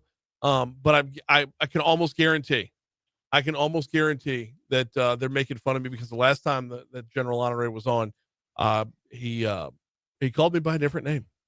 So hopefully we'll get him on in short order here. Yeah, last time he was on, he kept calling me Harold. Oh, yeah. That was Rocco again. I'm sure. Don't know what to do there. So he's just sitting out there prank calling. You're not till Friday, boss. All right. I tell you what, let's go back to the legislature while we have a minute. Grab me 13, 13, 14, and 15, please, if you don't mind. While we wait on Russell Honoré, we'll talk a little bit about what's going on in the legislative session. Yesterday, the House Ways and Means Committee approved a Senate bill. You heard about this in news at the bottom of last hour. A Senate bill that would allow low-income homeowners to receive up to a $2,000 income tax credit to help them pay homeowners' property insurance costs. This came from Royce DePlessis. He's a state senator out of New Orleans. He is a Democrat. He's the author of this legislation. Cut 13. This is one of the very few instruments right now that I'm aware of this session that are trying to provide some direct relief to people suffering through high homeowners insurance premiums. Okay, everybody is suffering through high homeowners insurance premiums right now. Now, this is one of the areas where Tim Temple's been working really, really hard. He's been meeting with insurers and reinsurers, and he's doing his level best to get more people to do business here. But that's the biggest problem right now with homeowners insurance is getting more people to do business here. And the last time Tim Temple was on, right as we were going into break, he actually got an email from a company saying they were going to place a hold on what they were doing business-wise here in Louisiana because of one particular piece of legislation. That was House Bill 148, the bill that puts a lot of perceived power in the insurance commissioner's hands. That one bill right there was the cause for an insurance company, and he didn't name the company, but that one bill right there was the cause for an insurance company to say, man, I don't know. Y'all have been acting in good faith and making great strides in fortifying roofs and shoring up your coastline and creating a more business-friendly environment for insurance companies to work. And then you go and do that, and the company put themselves on hold. Back to DePlessis' bill, though. The state would not issue more than $10 million in tax credits each year under his bill, and the credits would be handed out on a first-come, first-served basis. Homeowners who make less than 200% of their poverty level would be eligible. Michael Bayham, state representative out of Chalmette, he gave this one a big thumbs down. This is one of the very few instruments right now that I'm aware of this session that are trying to provide some direct relief to people suffering through high homeowners insurance premiums. That was 13. Can I get 14 this time? Your bill is very popular in my district. In fact, I had to change the voicemail at my office to let people know that I will be voting for your bill because we got so many calls over the weekend about it. So I'm sorry, I teed that up by saying there was no way he was voting for it. There was no way he was voting against it. It's a bill that it's needed. It's needed, but it's one of those ones where you have to take a step back and say,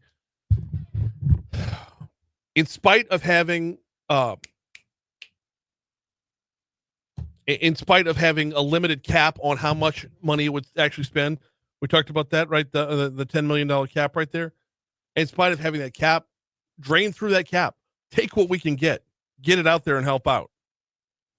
Now, this was in the House Ways and Means Committee, which means it's already passed the Senate. It's SB 235 if you're a nerd like me and score on these things. Before it gets to the full floor, it's going to make a stop by appropriations. Now, Bayham being down in St. Bernard Parish, of course, he's going to be in favor of it. There are Republicans on the panel who are opposed to the measure. And it's that less than 200% of the poverty line that is the factor here. If you're going to have it, why not have the program for everybody? I mean, if you are if you're below 200% of the poverty line, that doesn't mean your bills are any less than those who are above that 200% threshold. Republican Les Farnham questioned DePlessis about that income limit. What about the guy that makes $26,000? You think they need help? They do. But if I did that, it would probably balloon the fiscal note. And it's not about picking favorites. It's just about trying to give help to those who, in my opinion, need it the most. There's a side part of this, and I'm kind of disagree with Mike Bayham and side up with Les Farnham on this. There's a side note to this that is, if you are below 200% of the poverty line, it's likely that you don't have the most expensive homes out there. So you already get greater benefit from the homestead exemption, excuse me, than you would if you lived in a more expensive house. Your homeowner's insurance burden already coincides with where you live. So unless you're just like so house poor, you overbought, which is possible, but there are already pieces to this equation that are built in that kind of put everybody back on a more level playing field. Not a completely level playing field, but a more level playing field. By the way, if you're curious as to just how many people this would affect, the Greater New Orleans Housing Alliance says roughly 193,000 households would be eligible for this tax credit.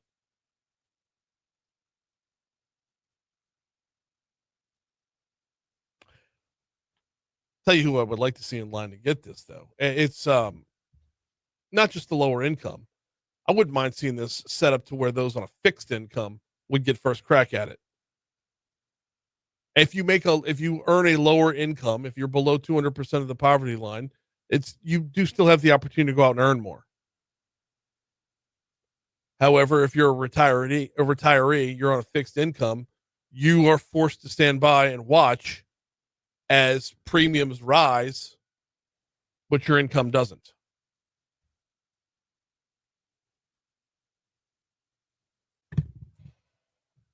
See if we can check in with Royce Duplessis before the session's over with, get a better idea of where this bill is headed.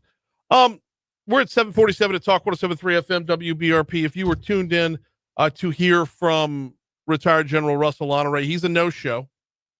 Not entirely sure as to why. And we were supposed to talk about the 20th anniversary of Katrina and the opening of hurricane season and the like. We'll see if we can't reschedule that for another time.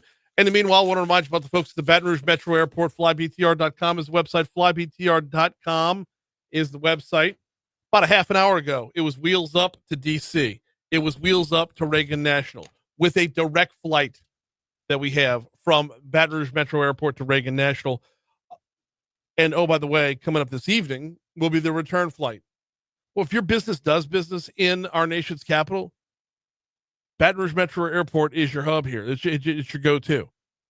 Fly there in the morning, fly home in the evening. Don't even have to make a hotel reservation, stay overnight. Same-day travel, same-day service, return service to and from Reagan National with flybtr.com. We got about 2 minutes left until we hit Your Money Now.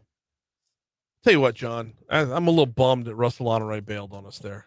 I know it's not too often you hear a general going AWOL. Hey, well played. Now, can we reset and maybe, I don't know, replay Ethan Fry's 3-run double from last night? Yeah. That might make me feel a little better about being stood up. You want to play it now? Yeah, go for it. Let's go. Big moment of the game here, down 5-1, top of the fourth inning. Bases loaded, 2 down. The 1-1 to Fry. Big swing to the alley, right center field. It's going to get down. Bounces off the wall. Stanfield is in. Larson is in. They'll wave Crouere. He's on his way home. Safe. Base clearing double for Ethan Fry. And the Tigers have cut the lead 5-4. There you go. There's your gasoline, Buzz. Check this Alec Box Stadium crowd out. They just needed one big hit in one key moment. And Ethan Fry now, the hero of the night with the solo homer in the first, and now that huge bases clearing double here to bring the Tigers within one with 2 outs. You talk about a missile to right center, 113 miles an hour off the bat. That got to right field in a hurry. Took a pitch out and up over the plate, didn't do too much, stayed the other way, and a absolute stayed behind it so well. A missile to right center. LSU baseball rolls on, y'all. Super Regionals will be in the box this weekend, taking on Virginia. By the way, that's Chris Blair Doug Thompson and Buzzy Heidel on the call for the LSU Sports Radio Network last night. I tell you what, let's talk a little baseball in our next segment. Right now, here's your money now.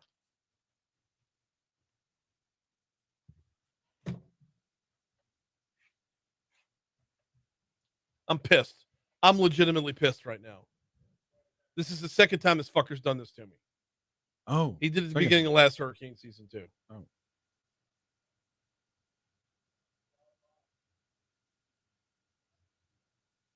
Man.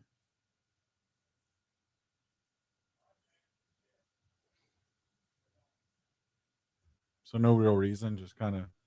I don't know.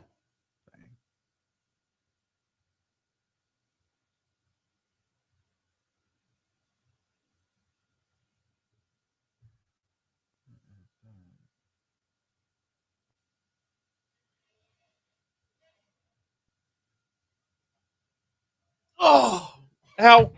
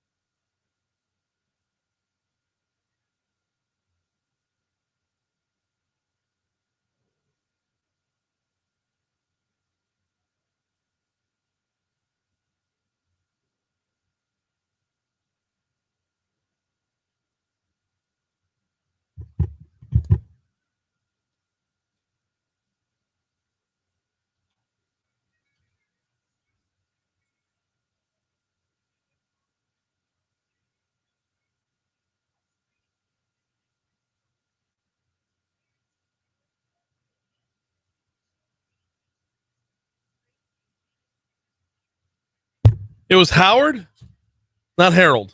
Mm. What do you call me, Harold? It was Howard. You're right.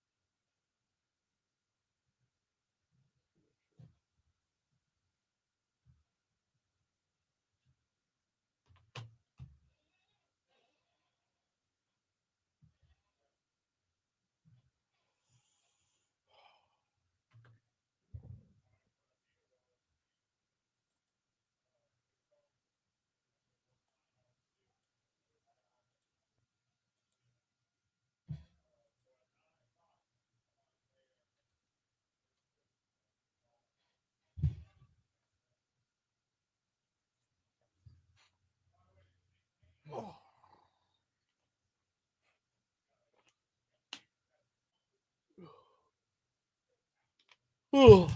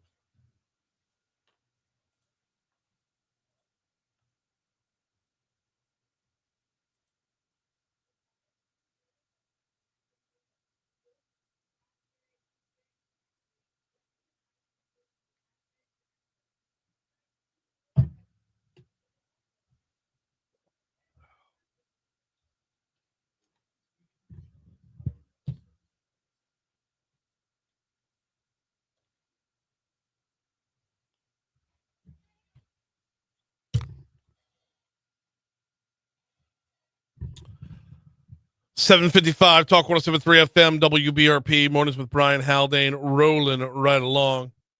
We're going to try and reschedule that interview with Russell Honoré. I don't know what happened there. My apologies, y'all. I can't control people calling into the show. So we'll get that thing rescheduled for a later date. Right now, though, we'll take you back to last night as LSU extended their season last night. That was something really, really amazing. You wouldn't think beating a 4 seed, you wouldn't think beating what was possibly coming into the tournament, the worst team in the tournament, but man, Little Rock had a lot to prove. And just overall, shout out to them for putting their footprint on this year's baseball. To come into Alec Box Stadium when you're from Arkansas, Little Rock, in front of that crowd with that much juice in the stadium, it's not a small deal.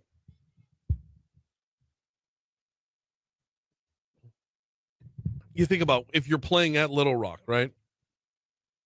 You're in front of what? Probably on most nights, a couple hundred fans, maybe 1,000 at best. To hear that raucous crowd, and you heard that call of the bases clearing double that brought the score to 5-4. You heard the crowd in the background there.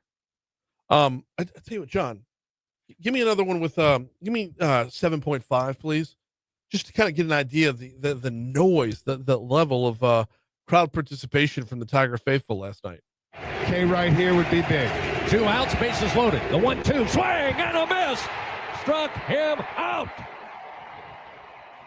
Jason Evans gets it done when they needed it most. An even dozen strikeouts for the Tiger reliever. It was coming through the TV loud and clear for sure. That's not just ambient sound. The Tiger faithful were out in force. Alec Box Stadium was what Alex Box Stadium is supposed to be, living up to the reputation last night, to be sure. So LSU moves on to take on West Virginia in the Super Regional. We'll talk a little more about baseball as a whole in just a minute, but Condon came down the hall during the last break and dropped this on me. I know this day in history, presented by 5 Star Printing and Signs, is coming up in our next segment. It was 24 years ago today was Skip Bertman's last game. 24 years ago today, the man who put LSU baseball on the map, the man who put college baseball on a whole lot more maps than there was before. 16 regionals, 12 regional titles, 11 College World Series appearances, 5-time College Coach of the Year. Of course, he had the 5 titles, 7-time SEC Coach of the Year. Yeah, today, 24 years ago, was his last game. They were taking on Tulane. I'm never going to forget that game or that series. Actually had a buddy playing for Tulane at the time. It was bittersweet. You see your friend move on. At the same time, though, you see a legend, an absolute legend, bring his career to a close. Man, think about some of that Skip Bertman coaching tree. Well, hell, last night you had Murray State and Ole Miss. Ole Miss, of course, is coached by Mike Bianco, former Skip Bertman assistant. Did you catch any of that Ole Miss game last night? Oh, and I'm asking rhetorically, John. I wasn't asking you specifically. There's a lot of really good baseball going on right now. A lot of really good college baseball going on right now. That Ole Miss game last night was bonkers. Ole Miss was down 12-3. They ended up losing 12-11. But it's just one of those beautiful times where there's no clock in baseball except the pitch clock. You're in it until you get 27 outs. Ole Miss did their level best to get back into it. They fall short, though. Murray State moves on to the Super Regional round as well. And then, man, Southern Miss versus Miami. That was a heartbreaker last night, too. We'll find out later on this morning times and dates on the Super Regionals. When will LSU start times be? That's coming up actually right after we get off the air. It'll be while Moon's on the air. Right now, news, traffic, weather. Hour 3's next.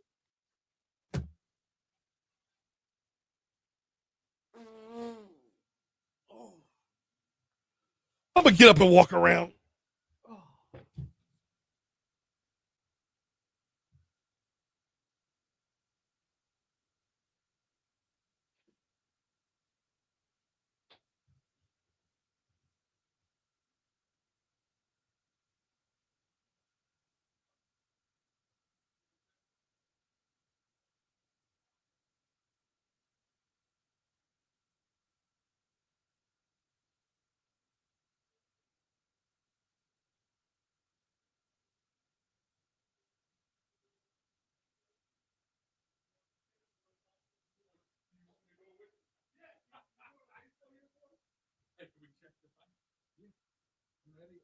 mind if we didn't know it?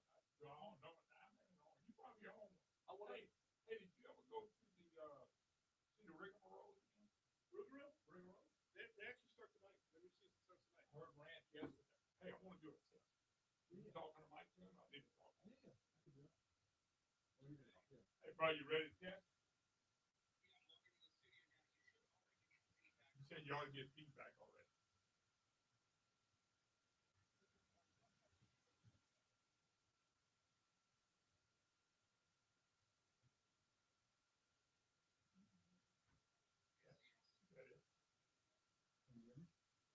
And can you hear him right now?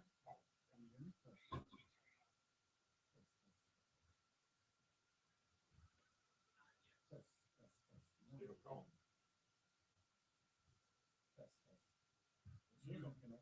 John, you hear anything? Joe, you heard anything? No, you hear anything?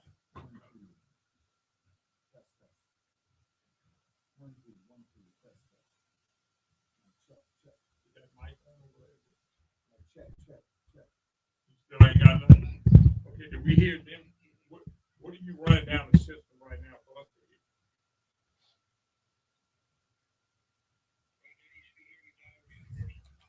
Diarrhea commercial.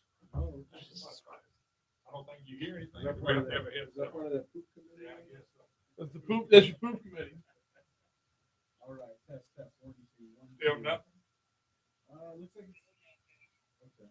It's showing connected here. Let me just run down. Okay. Do what? No, I don't know that side. Bo would know. So I've got this little, so the board, the mic is up, on, offline, and program 2 only. Studio monitors are in program 2. So Joe, you hear anything? Okay, you hear him now? Okay, do y'all hear him? Was he guy coming down? I can't hear him. We don't. All right, hold on. Okay. But he can hear me. He hears you. We need to be able to hear him too. Yeah. Where are you holding the one? Hold on just a second. Hold on. It's in me. That's the one I'm on right here. Yeah, but you have to have it. You hear them, right, Joe? Okay, I hear you. I got it. Well, what about, can we hear, you can hear them? Okay, we good. Thank you, man, Joe. Appreciate it. All right, perfect. We good, guys. That way we ain't gonna sit all the crap. It is freaking way. I like the deal, but you know, I heard on at the beginning to talk about that deal that they believe. I said, yeah, what about the Cleo Fields? I think it's going to win. I said, that's probably what it is. He said, no, we got some. I said, no, Jeff, the nation of Jeff is gone. So now this deal, they found Nancy Landry to just keep it like it is. Like I said, here's the connection. Yes, Senator 206. What they did, they're going to let Nancy draw the district. In other words, that's bullshit. No, it is. But I'm telling you what. Somebody said, "What's the connection?" I said, Nancy Landry and Liz Morrow grew up by each other, went to the same high school, graduated, went to law school together, graduated, got elected together. Liz does what Jeff wants her to do. That's a fact. So that's your connection. That is bullshit. I'm gonna start the bullshit now because I still think Clearfield's district is going out. If it ain't, dude, we need to get that district back into the boy. You wouldn't rather have Garrett Graves or Cleo Fields? Come on. I would rather have Garrett Graves above anybody else. Well, Garrett probably won't. If Garrett don't get his congressional seat back, well, don't be surprised if he runs for governor. Seriously. Hey, kill my mic. What's that? Would you?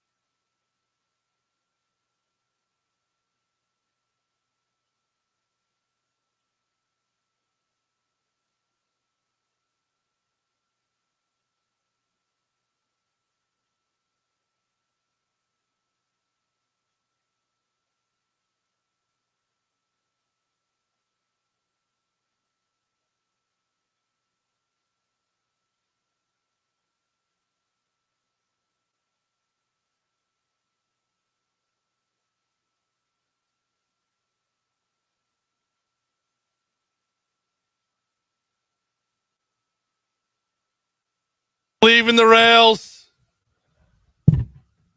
Chaos guaranteed in our next segment. No doubt. Why does Louisiana have a gubernatorial obsession with poultry? We're going to find out. Former Governor John Bell Edwards had a chicken coop outside the governor's mansion. Current Governor Jeff Landry brought a turkey into the KPEL studios for the Moon Griffon show yesterday. Moon's in the house today. He's got. Oh, that's nice. That's a direct quote from the turkey. When asked for a comment, the turkey said, "Oh, see, I wasn't already."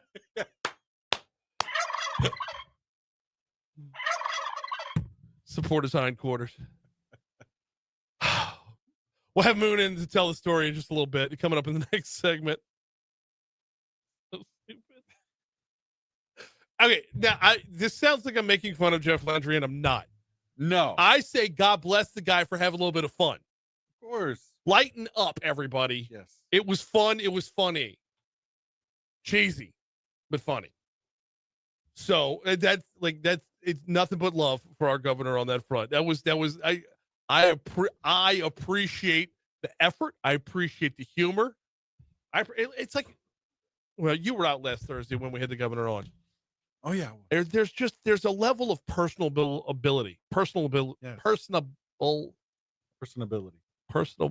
He's personable. This is not a shot at the previous governor, but he was always at arm's length. It felt more distant. I like that level of like, I take the job seriously. I don't take myself seriously. Yeah. That should be. Relatability. Yeah. Okay, it's time for this day in history. Let's roll.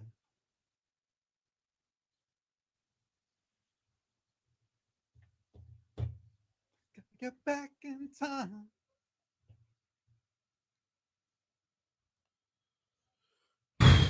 Woo! Yeah. Starting off 1943. Get it? Starting the week-long Zoot Suit riots, where a mob of 60... a bottle of beer. Oh, sorry. Whoa, wait. That's a song. That's a song, really? Wow. You never heard Zoot Suit Riot? No. By the Cherry Poppin' Daddies? Whoa, no. You're old enough to appreciate that resurgence of the swing era. Well, like when swing music was like super popular for a hot minute, and then it moved over to like you had the Cherry Poppin' Daddies, you had Squirrel Nut Zippers, you had the Brian Setzer Orchestra. See, that wasn't my bag. No, it didn't have to be your bag, but you were here for it, right? And then it kind of moved over. Was it about like late 90s, early 2000s? Late 90s, early 2000s, yeah. And then it pivoted over to the Mighty Mighty Boss Tones. See, now we're and you talking. had ska after that. Yeah, now we're talking. Now we're talking. Man. So that happened. Zoot Suit Riot. 1955. KLFY TV Channel 10 in Lafayette begins broadcasting. Hey. So yeah. Nicely done. There we go. I like keeping it local like that. Yes, indeed. 1965, first U.S. spacewalk made by NASA astronaut Ed White during the Gemini 4 mission. 23 minutes in space. 23 minutes in space? Yeah. So many punchlines. Right. Oh, man. Hey, music news here. 1967, Aretha Franklin's cover of the Otis Redding song Respect reaches number 1. Yeah. Yeah. 1976, U.S. presented with the oldest known copy of the Magna Carta. Really? Yep. Okay. 1980, ESPN begins televising College World Series games. Good for them. Yep. Look, I love this time of year. I love this level of play. I love postseason college baseball. It's a special thing because you see guys you wouldn't normally see. Yep. And programs you wouldn't normally hear from. Should we know about Murray State? No. But here we are. Yep, that's it. Giving Ole Miss a spanking last night. Man. 1981, Pope John Paul II released from hospital after assassination attempt today. 1981. 85, Larry King Live debuts on CNN, airing each weeknight, through December of 2010. Okay. So, 1989, the beginning of the Tiananmen Square massacre. Yeah. Chinese troops opened fire on pro-democracy supporters in Beijing. That boy standing in front of the tank. Yep. I remember that. I will always remember that image. Yeah. Man. 2019, Jay-Z named the world's first billionaire rapper by Forbes. Yeah. Yeah. Hova. Yeah. Anyway, 2019, U.S. President Donald Trump begins a 3-day visit to the UK by calling London Mayor Sadiq Khan a stone cold loser after Khan called Trump's language that of a 20th century fascist. You know what? You're a stone cold loser. A lot of people say it. A lot of people say he's a loser. Oh, man. Anything Some else people on say. this day? No, I got nothing but birthdays over here. Okay. Birthdays and deaths. Oh, man. You want to start us off on birthdays? Or? Sure. Well, I got one in the sports world to start us off with. It's Oz Hakim's birthday today. All right.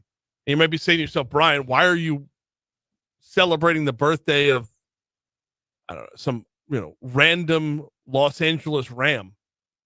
Well, if not for Oz Hakim, the Saints don't win their first playoff game. Saying who that nation remembers it. There you go. Jim Henderson on the call. Hakim drops the ball.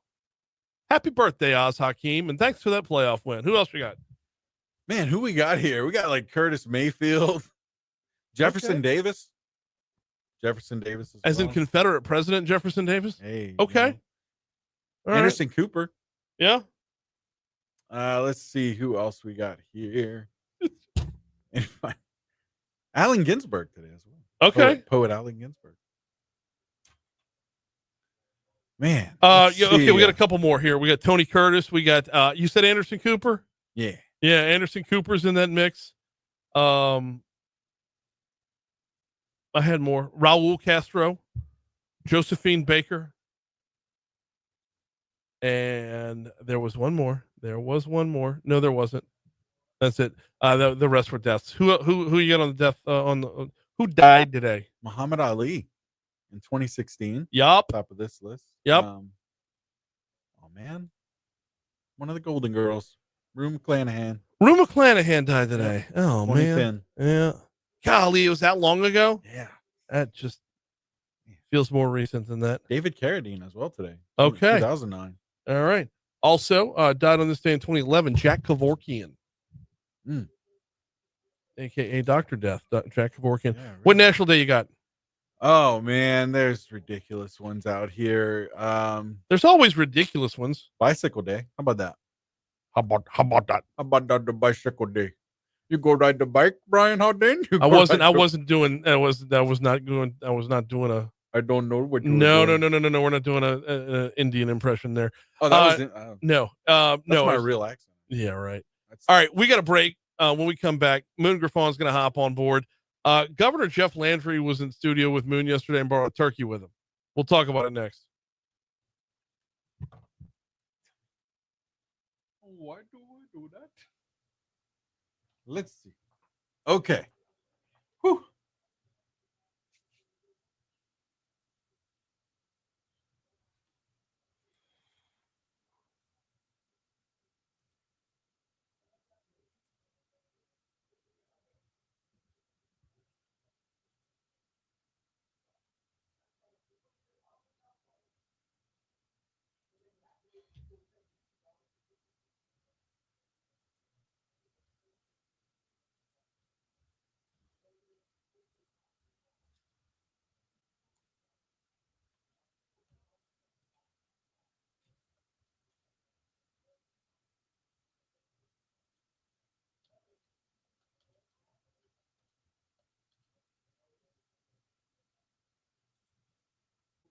By the way, Paul Arrigo texted me. Cherry Poppin' Daddies played 2003 Bon Fett here in Baton Rouge. Okay, yeah.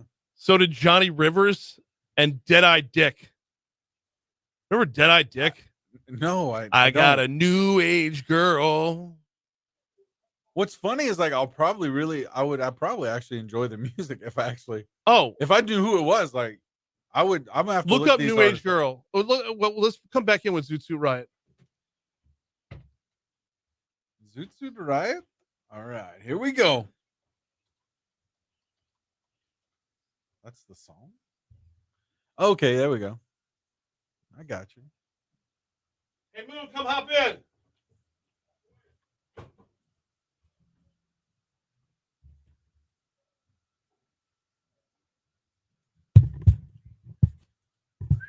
Okay. I dig it. We good to go on the show then. Oh, yeah. We are.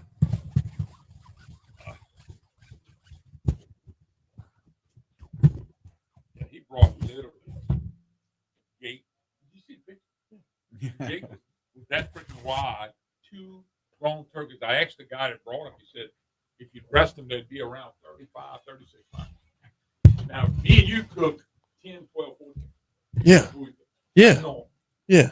35 pounds is 3 times. That's a big ass turkey. I'm telling you, it was that big. The heads come up to the deal. Golly. Remember, I wrote the story. First one on the turkey. Yeah. And then Tyler and all them picked up here, but I had about 8 sentences in a row call me and go, oh, hey, definitely not. And then Kirk Calvin called me and said, look, I just want to let you know, we're going to get straight. I said, you too? He said, well, I kind of went from thinking I'd have a way to. Anyway, so when Kirk Calvin confessed, I said, okay, let's talk about who's there. Yeah. And so I said, don't tell me, let me tell you who's there. When I pushed all the names and all that. That's why I wrote it. But when I did that, but why didn't anybody know insurance? All right, John. This is the Cherry Papa Daddies. This is Zoot Suit Riot. Yeah. So it's not just a story from this day in history. By the way, shout out to Paul Arrigo, former head of Visit Baton Rouge. He texted me during the last segment saying Cherry Papa Daddies actually played Baton Rouge in 2003. They played Bon Fett. So did Johnny Rivers, and so did Dead-Eye Dick. And you were telling me you don't recognize the name Dead-Eye Dick. No. You don't remember the song New Age Girl? Man, maybe if I heard it, man. Maybe if I heard it. All right. You tell you what, come back in from the next break with They're already working on it. Yeah. There we go. All right, we got Moon Griffon in the house because yesterday, Governor Jeff Landry popped in on Moon over at the home base studios at KPEL and brought with him turkeys. What in the world? What is going on? It was funny because he said, I got something for you. I thought, oh, Jesus. They would go. What they first do, and they do the same thing with you. If he's coming on the studio, he ever came in the studio, they always send a bodyguard. Yeah. When I've came here and he's come here, they send somebody. Well, they got a new advanced man. Yeah. They got a new one. He's about 6'8", 280, and he's really built pretty good. So they bring him in the deal, and I saw him go in and visit with him. He said, "Yeah, I'm with Jeff Landry." I thought, "Yeah, whatever you say, brother. Sit wherever you want to." So anyway, he kept saying they had something. So what they did was, as you know, and I told you before, I broke the story. We were the first ones to break the story about the hunting trip with the elected officials in the big time Gordon and Earls and all that story. So and we hammered it pretty hard, and most of the other people picked it up. So I guess this is a little fun back in me about turkeys. And so when he got there, he said the turkeys, one represent the trial lawyers and one represented the insurance company. But when they put it on Facebook, they talked about me talking turkey about the legislative session.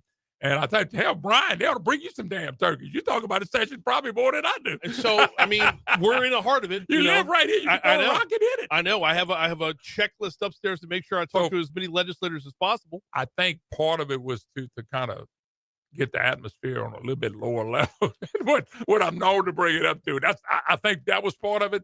I didn't mind. You know, Brian, you've known me enough now to know I like to laugh. I like to cut up. And even on my program, when we're serious, I don't mind cutting up. And if you cut on me, the better, because I can take it. My dad taught me how to do that a long time ago. And same. And by the way, this is not a knock on. I'm not taking shots at the governor for bringing a turkey in. No. I actually really appreciate I don't think the message landed the way he wanted it to. I don't think so either. But the fact that he, outside the box, he's like, let's just do something cheesy. Let's do something fun and funny. Like, even if he missed the target, it's still the want to have a little bit of fun. The want to say, I take my job seriously, but I don't take myself seriously. The only thing would have been better if one of them would have been cooked hot out the oven. We could have tasted. Yes, absolutely. But going back to that point of view, let's be blunt of what business we're in. And I've known this from day one. And I'd rather, as you know, I would rather cut up and joke. Yes. They better thank God I'm not a comedian. And they better thank God I can't pick a song and sing, because my show would be different. It would be fun the whole time, because the one thing I learned in this business is, Brian, okay, I can bicker, bitch, excuse my French. I'm not going to hold an audience. entertaining and having fun is how you hold audience. And so we are still in a bit. We're not the media.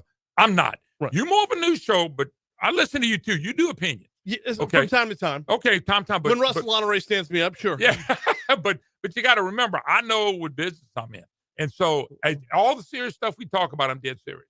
But there has to be a fun part that helps draw people in. I just think some of the fun part we do is why we've been able to build audience. I might be totally wrong, but I think that's so. I completely agree with that. It's one of the things that gets missed in news talk. Is the greatest to ever do it. The greatest to ever do news talk was Rush Limbaugh. Not even close. Nobody's even close. Right, and nobody will be.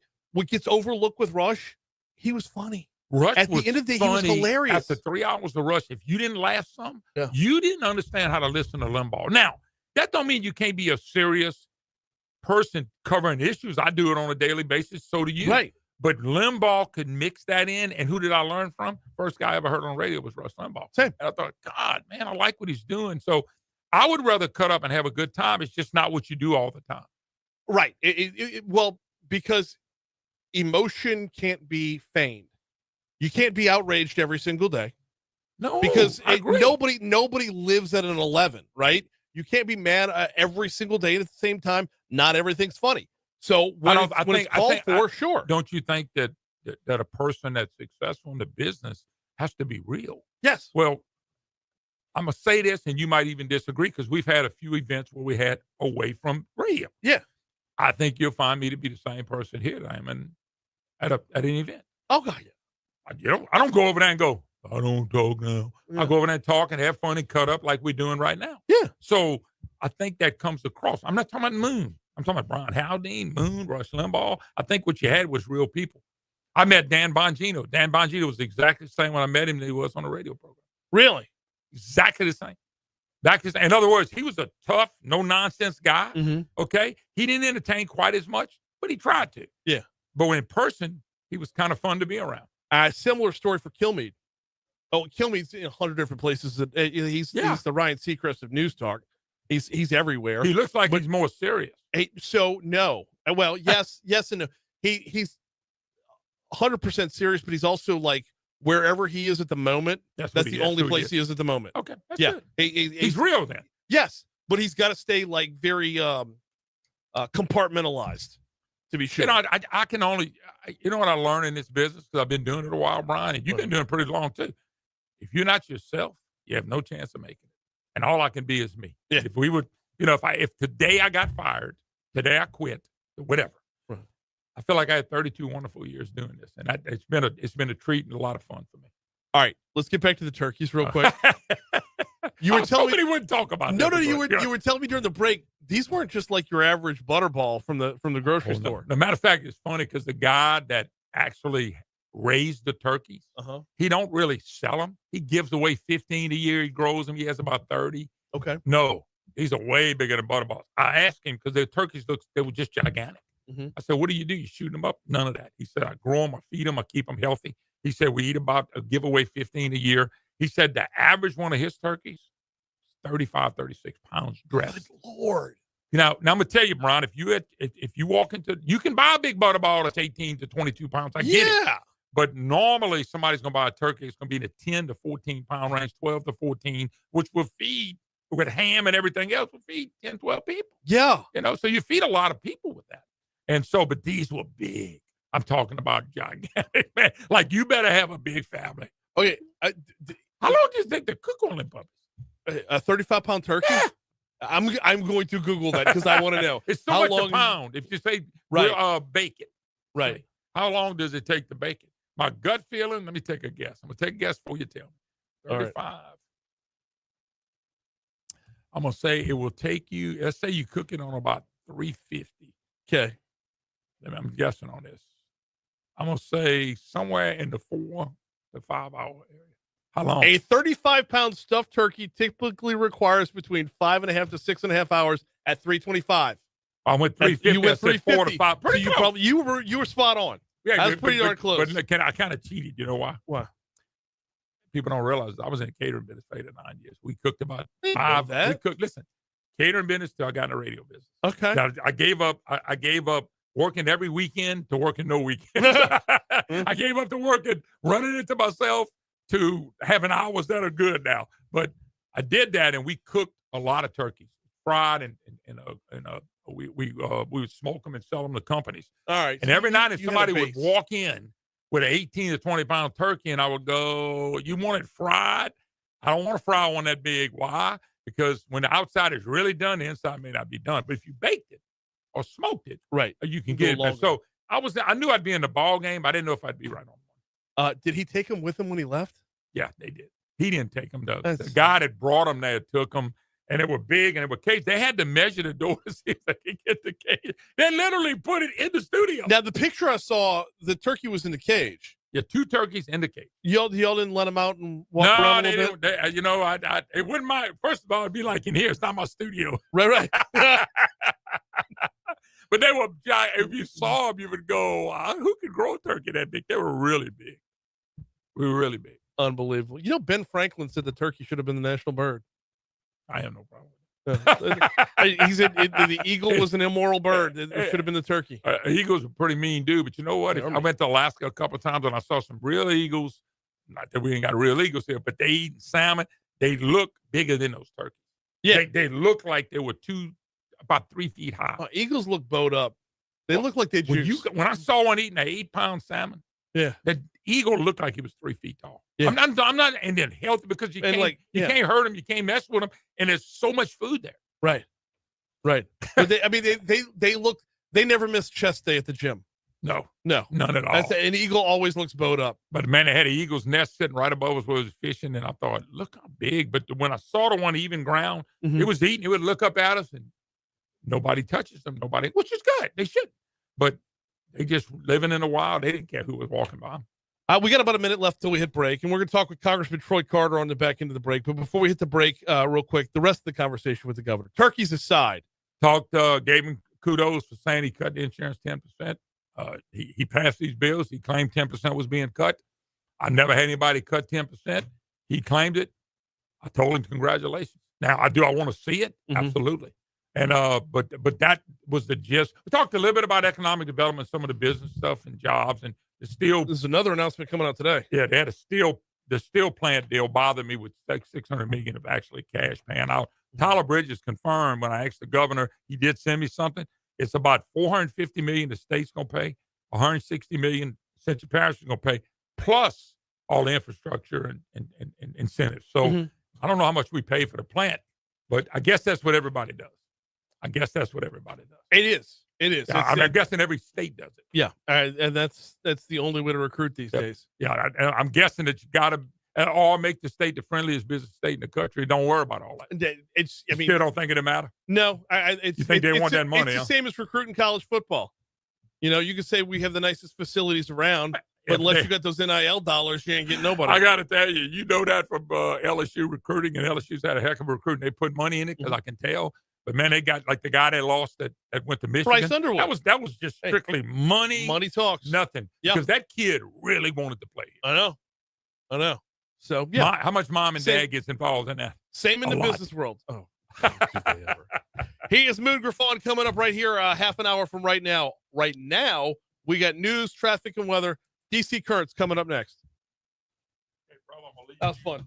Right at 8 or 9 o'clock to make sure we bust them up and let them hear us and all that. Yep. And the only thing I'll get is I'll get my headset and use my headset. Yeah. I think there's anything else.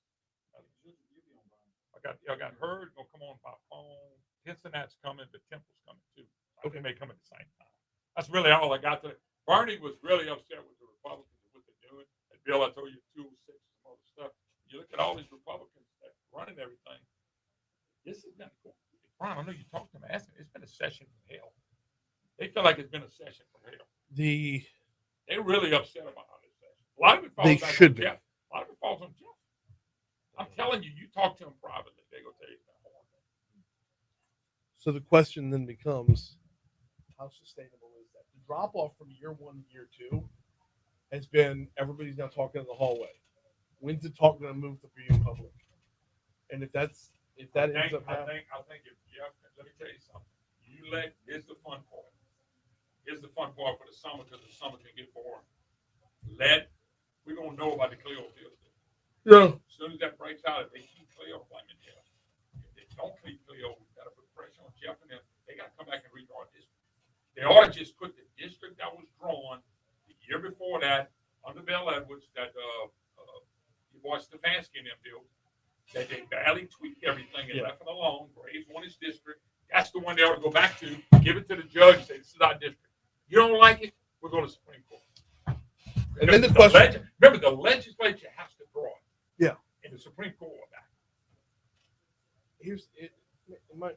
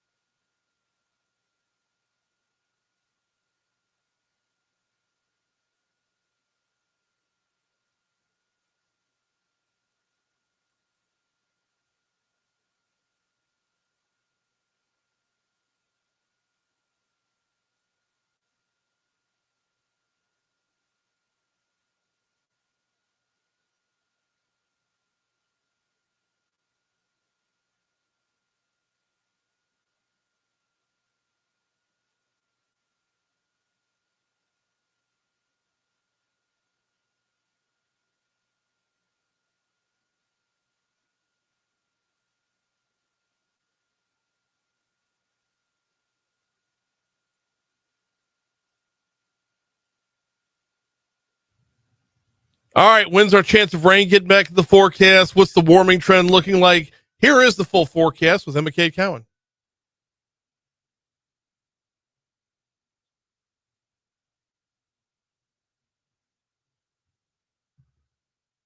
There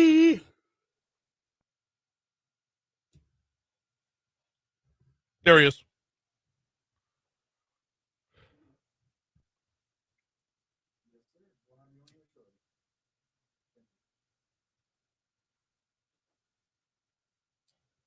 I think the right bill. I think Senate Bill 206.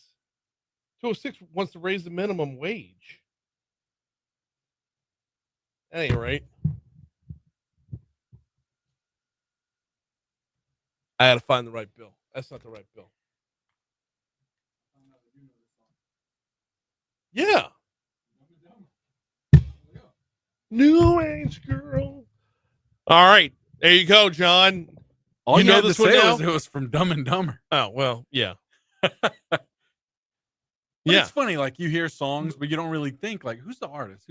Well, and yeah. it's just but one of these so, songs. And so it's called New Age Girl, but like it's Mary Mo or whatever. Yeah. She's a vegetarian. So now you recognize it. Yes. All right. They were here in 2003 for Bon Fett. Oh. All right, we got to get back to the hotline real quick. Congressman Troy Carter is patiently waiting. It's time for DC Current, presented by LABI. Congressman, how are you, sir?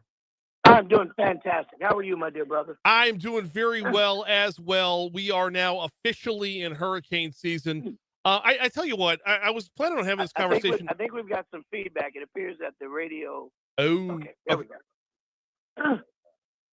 Is there, John, something else? I hear Something's an someone offline. else speaking. Yeah. Moon's feed off of for later on. Pull it out of offline. There you go. Has it gone away? It has. Okay, Perfect. good. All right. I was planning on having this conversation later on in hurricane season, closer to August 29th. But this year is the 20th anniversary of Hurricane Katrina. You are a New Orleanian, so as this hurricane season gets underway, just share a couple of your thoughts about looking back 20 years. Well, we've learned a lot. Yeah. We have used the resources of the federal government through BRIC funds and other federal resources to shore up, to be more resilient. I look at the pain, the suffering that many families endured and many families continue to endure 20 years later, and offer my prayers and well wishing for those who are still suffering, as many are. Many people lost everything they had. Not to mention the greatest loss is the loss of life. And now we find ourselves 20 years later, approaching 20 years of the anniversary. What have we learned? I think we've learned a lot. I think we've advanced a lot. I think we still have a lot to learn and a lot more advancements to make. We've fortified our levees and we've minimized at least some of the risk that we endured during Katrina, but we can continue to build because, we've had numerous other storms that have come since that continue to wreak havoc on our communities. So we should continue to listen to those local and state leaders who know it best to apply resources like only the federal government can afford to build a more resilient community that will protect us from flooding and wind surge and water surge. 20 years has gone by fast, but it's left in its path a lot of pain. And we, government particularly, have a responsibility to learn to do better with what we have, to tweak where appropriate, and to make these agencies that deliver these lifelines of services stronger. We're talking with Congressman Troy Carter, taking a quick look back on, since it is the beginning of hurricane season. We'll take a deeper dive and tell some deeper stories as we get closer to the actual anniversary of Katrina. 2005, I'm trying to think back. Were you in the State House yet? No, I was actually, I had been in and out of the State House. I actually, during 2005, was a part of my period when I was unelected. I was back in the private world. And so I experienced Katrina as a citizen, living in Algiers and being a part of the community, albeit not as an elected official. So Algiers, I mean, obviously, across the river didn't get a whole lot of attention. I mean, that compared to the bowl that is New Orleans. Well, we're fortunate that while there was great devastation on the West Bank, we didn't have the flood surge that the city proper had. Of course, we had down trees and houses that were completely blown off of their foundations and lives that were lost as well. So can't minimize that, but it did not get the kind of attention because it didn't get the kind of global devastation that CNN and the world watched. But there were other parts of our city and our surrounding parishes that were, hit and left the kind of pain that you can't recover from. Katrina was a equal opportunity disruptor. It did not recognize race, party, socioeconomic status, as with all of these natural disasters. And so we have to approach them that same way when we deliver services, not based on zip code, not based on party affiliation, not based on who voted for who, but we have to follow the ebbs and flows of science of weakening areas and making sure that those areas are strengthened. And that can only be done by, watching what happened, identify the weak spot, and then shore it up. Much of what we did in a bipartisan manner after Katrina up to today. And I would suggest to all of my colleagues, Republican, Democrat alike, local, state, and federal, that we stay on that track, that we depoliticize FEMA, depoliticize these lifelines of emergency services that people need. Katrina was kind of the launching point where I really hate to put it in these terms, Congressman, but where FEMA started to leave the rails and become, I refer to it as the federal everything management agency at this point, because it is grown too big and tries to serve too many masters to the point where it's not effective anymore. I think Katrina was one of the launching points for that. Yeah, not effective might be a bit of a stretch. Not as effective as it could be. Fair. And I agree with you totally that FEMA, and I have been an advocate in every public or private statement, even caucuses around resiliency and hurricane preparedness that I either am a part of or founded, has been about resilience, has been about reform of looking at FEMA, the Stafford Act that it centers around, and recognizing that it's antiquated, that it needs to be reformed, it needs to be reimagined, but it doesn't need to be omitted or abolished. It doesn't need to be decentralized. It should maintain its centralization, but it should be fixed. It should be reformed. There's a ton of areas that it needs to be fixed. Many of them we've been fixing on the fly. Many of them we fixed as we're going through storms, fixing them as we go. Antiquated practices of application, that if a person accidentally checked the wrong box, there was no measure that allowed them to say, oops, I didn't mean to check that one. They were disqualified, and that was it because they checked the wrong box. We fixed that. I mean, I can go through a number of the things that, all of my colleagues in Louisiana, Republican and Democrat, would be on these calls with FEMA, oftentimes quite animated because we were frustrated about the time it was taking to get things done, or the bureaucracy of not allowing people to modify or fix mistakes they'd made, or being held in queue forever when they were in desperate need of resources. All those things denote that we need to reform it, that we need to reimagine it, but it also emphasizes the need for it. And the thought that we might abolish it and pass it to the states.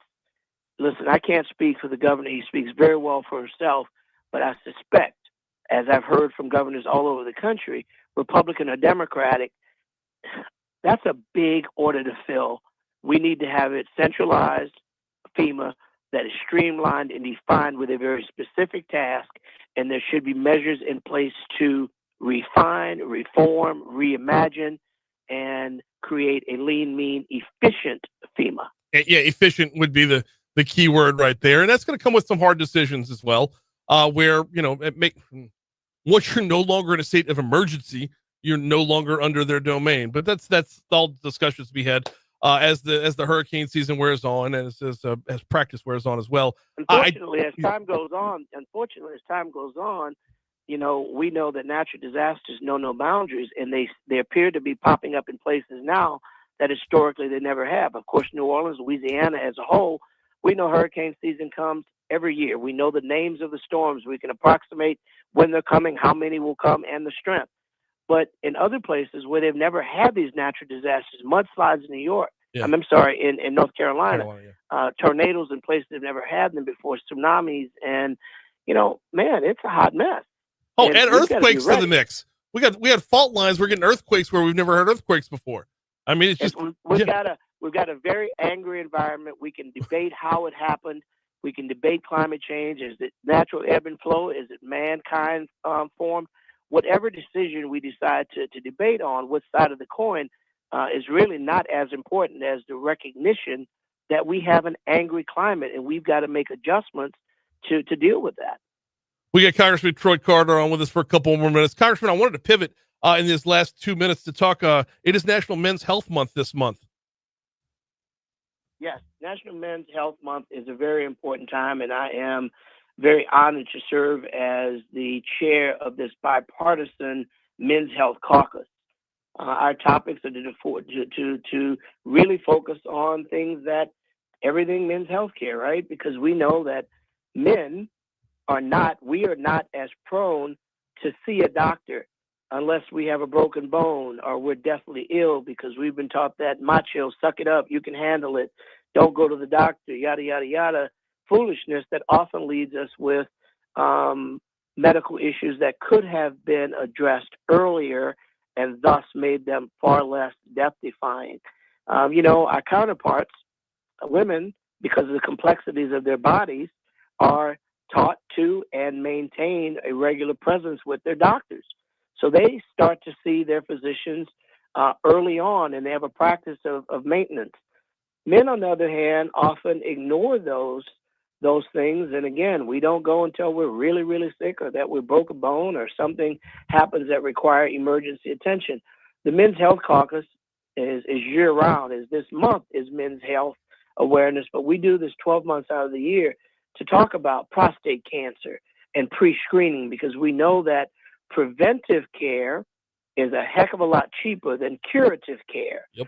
And if you catch an item early enough, it's going to cost you and the system a lot less money, not to mention your chances of survival, of being able to have a winning prognosis exponentially increases when you catch it early.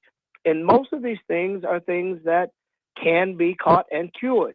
And something, as we've talked about this on your show before, and I thank you for always allowing the opportunity to talk about healthcare, and particularly mental health care, to talk about taking care of your physical and your mental well-being. Mental health is health. And unfortunately, once again, men, we are more prone to, be the suck it up, be a big boys don't cry kind of mentality of machismo, which is unfortunate and overstated. Everyone has a need to see their doctor. Many people have bouts with depression and anxiety. There's nothing wrong with you any more than if you have a headache, high blood pressure, diabetes. It means you have an imbalance in your body, in your head, that can be treated with medication, diet, exercise, and counseling. But oftentimes we think of it as something that will just go away on its own. It won't go away on its own any more than your high blood pressure will go away on its own. Your diabetes will go away on its own. Right. It requires maintenance and attention. The whole issue of Men's Health Month is during this month to really highlight the necessity to take care of ourselves. And the caucus, for which I'm fortunate to chair, which is a bipartisan caucus of members who recognize that health and health issues are not partisan, and they're not just 1 month out of the year, although we're grateful for this 30-day period that we will highlight the importance of taking care of yourselves. He is Congressman Troy Carter. We do DC Current about this time every week. This is, of course, presented by the Louisiana Association of Business and Industry. Congressman Carter, have a great week. We'll talk to you next Tuesday. Thank you for the time. God bless you, my friend. Thank you. You too, always. We blew right past your money now. Don't care. That was important. That was an important thing to talk about. The men's health ad on the back end of that. And I knew we were going to run long as soon as I tossed it out there. So quick break. We'll close it out next. You didn't even give me a countdown. I just nailed that shit. Better lucky than good, huh? Just kind of like that back and forth, like. Yep.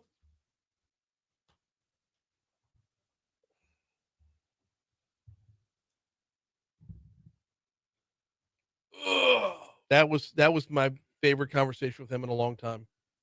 The willingness to admit that FEMA is bloated, that the government I wasn't expecting. I wasn't Well, because this is one of those, FEMA is one of those areas where when Doge rolls through, they want to throw out the baby with the bathwater. That's right. Now, we here in Louisiana, we see the benefits of FEMA. Yeah.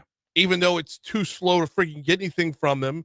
And like, give me a trailer with, what was it formaldehyde? Something. The trailers that were getting everybody sick to the stomach. But like, even then, the FEMA trailers after Katrina, the blue roofs after Katrina, like all of it, like we saw the benefits of FEMA. But at the same time, though, 2016 flood was 9 years ago. There's still people looking for a check. You're not in a state of emergency perpetually. FEMA is the Federal Emergency Management Agency. They have to move on to the next emergency. There should also be a better qualifier as to what is and is not an emergency.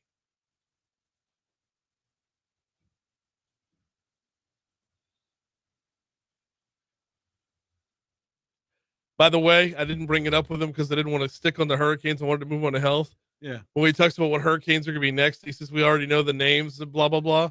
Yeah. It's like, this year, the K storm this year is Karen. Hurricane Karen. If there's going to be a hurricane that knocks everything down, it's going to be Hurricane Karen. Hurricane Karen has already asked to speak to the manager. Oh, we're good. Yeah. He took your parking spot, though. I was going to tell him I was saving that for Troy Carter. Don't forget they got the new frame from Moon. Yeah. Is it in? So it is in the. Hey. Yeah. Good. There it is. Go tell Mooney's in Cameron Henry's spot.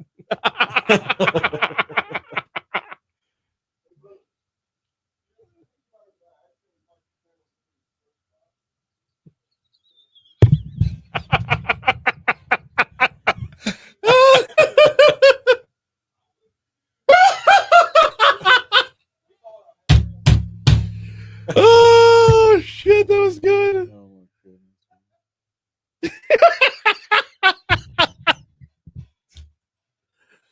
Oh man.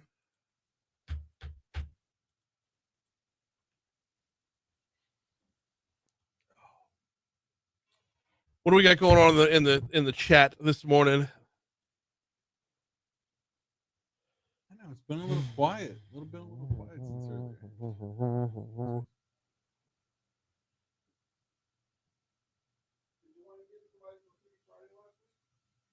No, I didn't. I ended up talking to Hunt about no, Rocco's coming on this week. I ended up talking to Hunt about the regionals.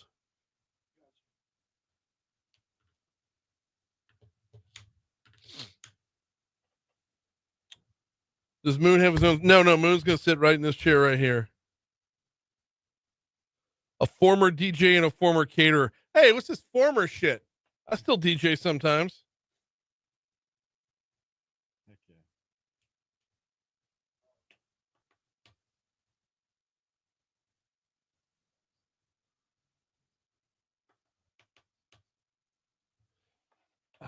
Yeah, we're doing it differently than as. I know everybody that gets the news talk says I'm going to do it differently. We are doing it differently.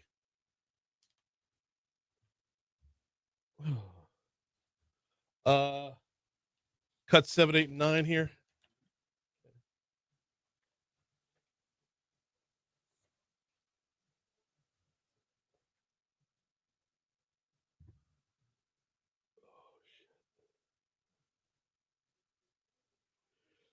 Ooh.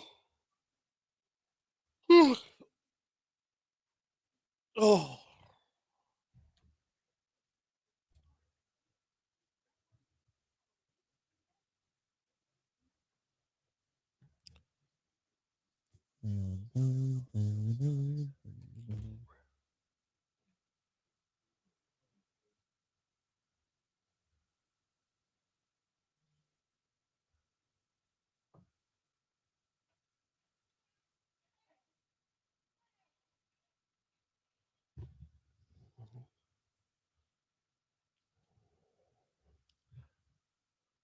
$8:56 Talk 107.3 FM WBRP mornings with Brian Haldane rolling right along. John thinking I wasn't going to notice that was also from the Dumb and Dumber soundtrack. Man, I forgot about this song. You thought I was going to miss that one, huh? No. Yeah.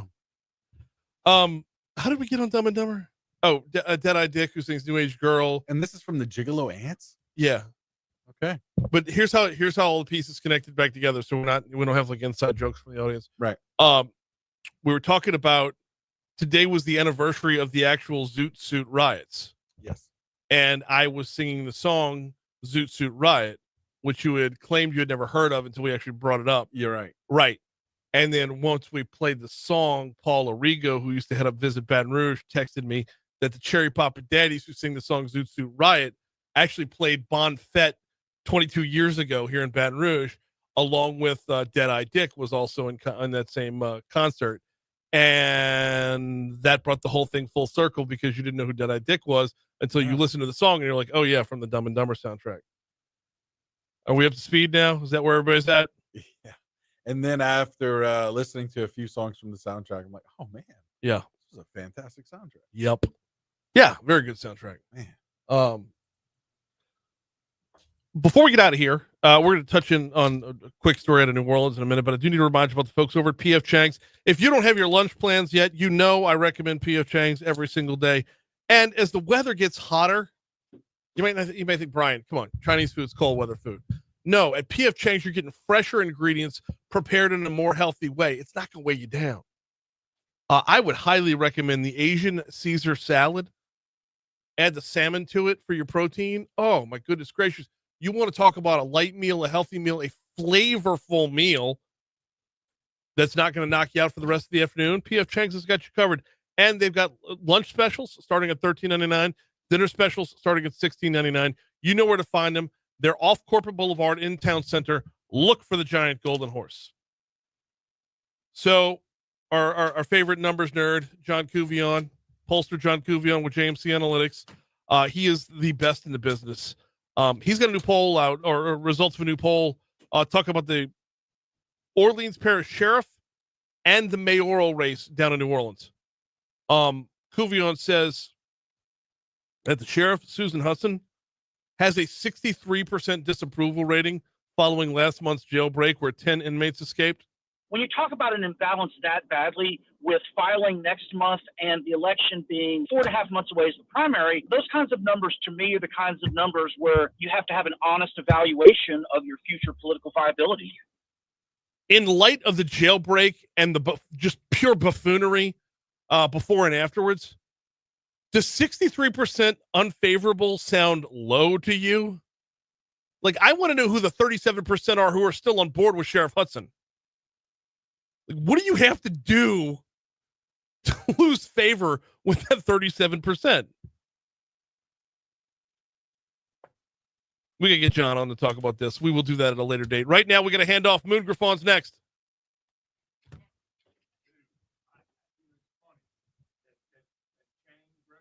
Yeah.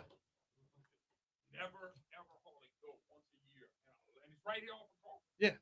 I mean, I love that place, and I hardly ever go. So, all right, you get it set up, brother. This is this is my last month doing spots for them because corporate pulled the vibe. The local guys love me. But corporate, All right, corporate was the Facebook, deal. we will see you. I love that place. I never go. That's what sucks. I never go.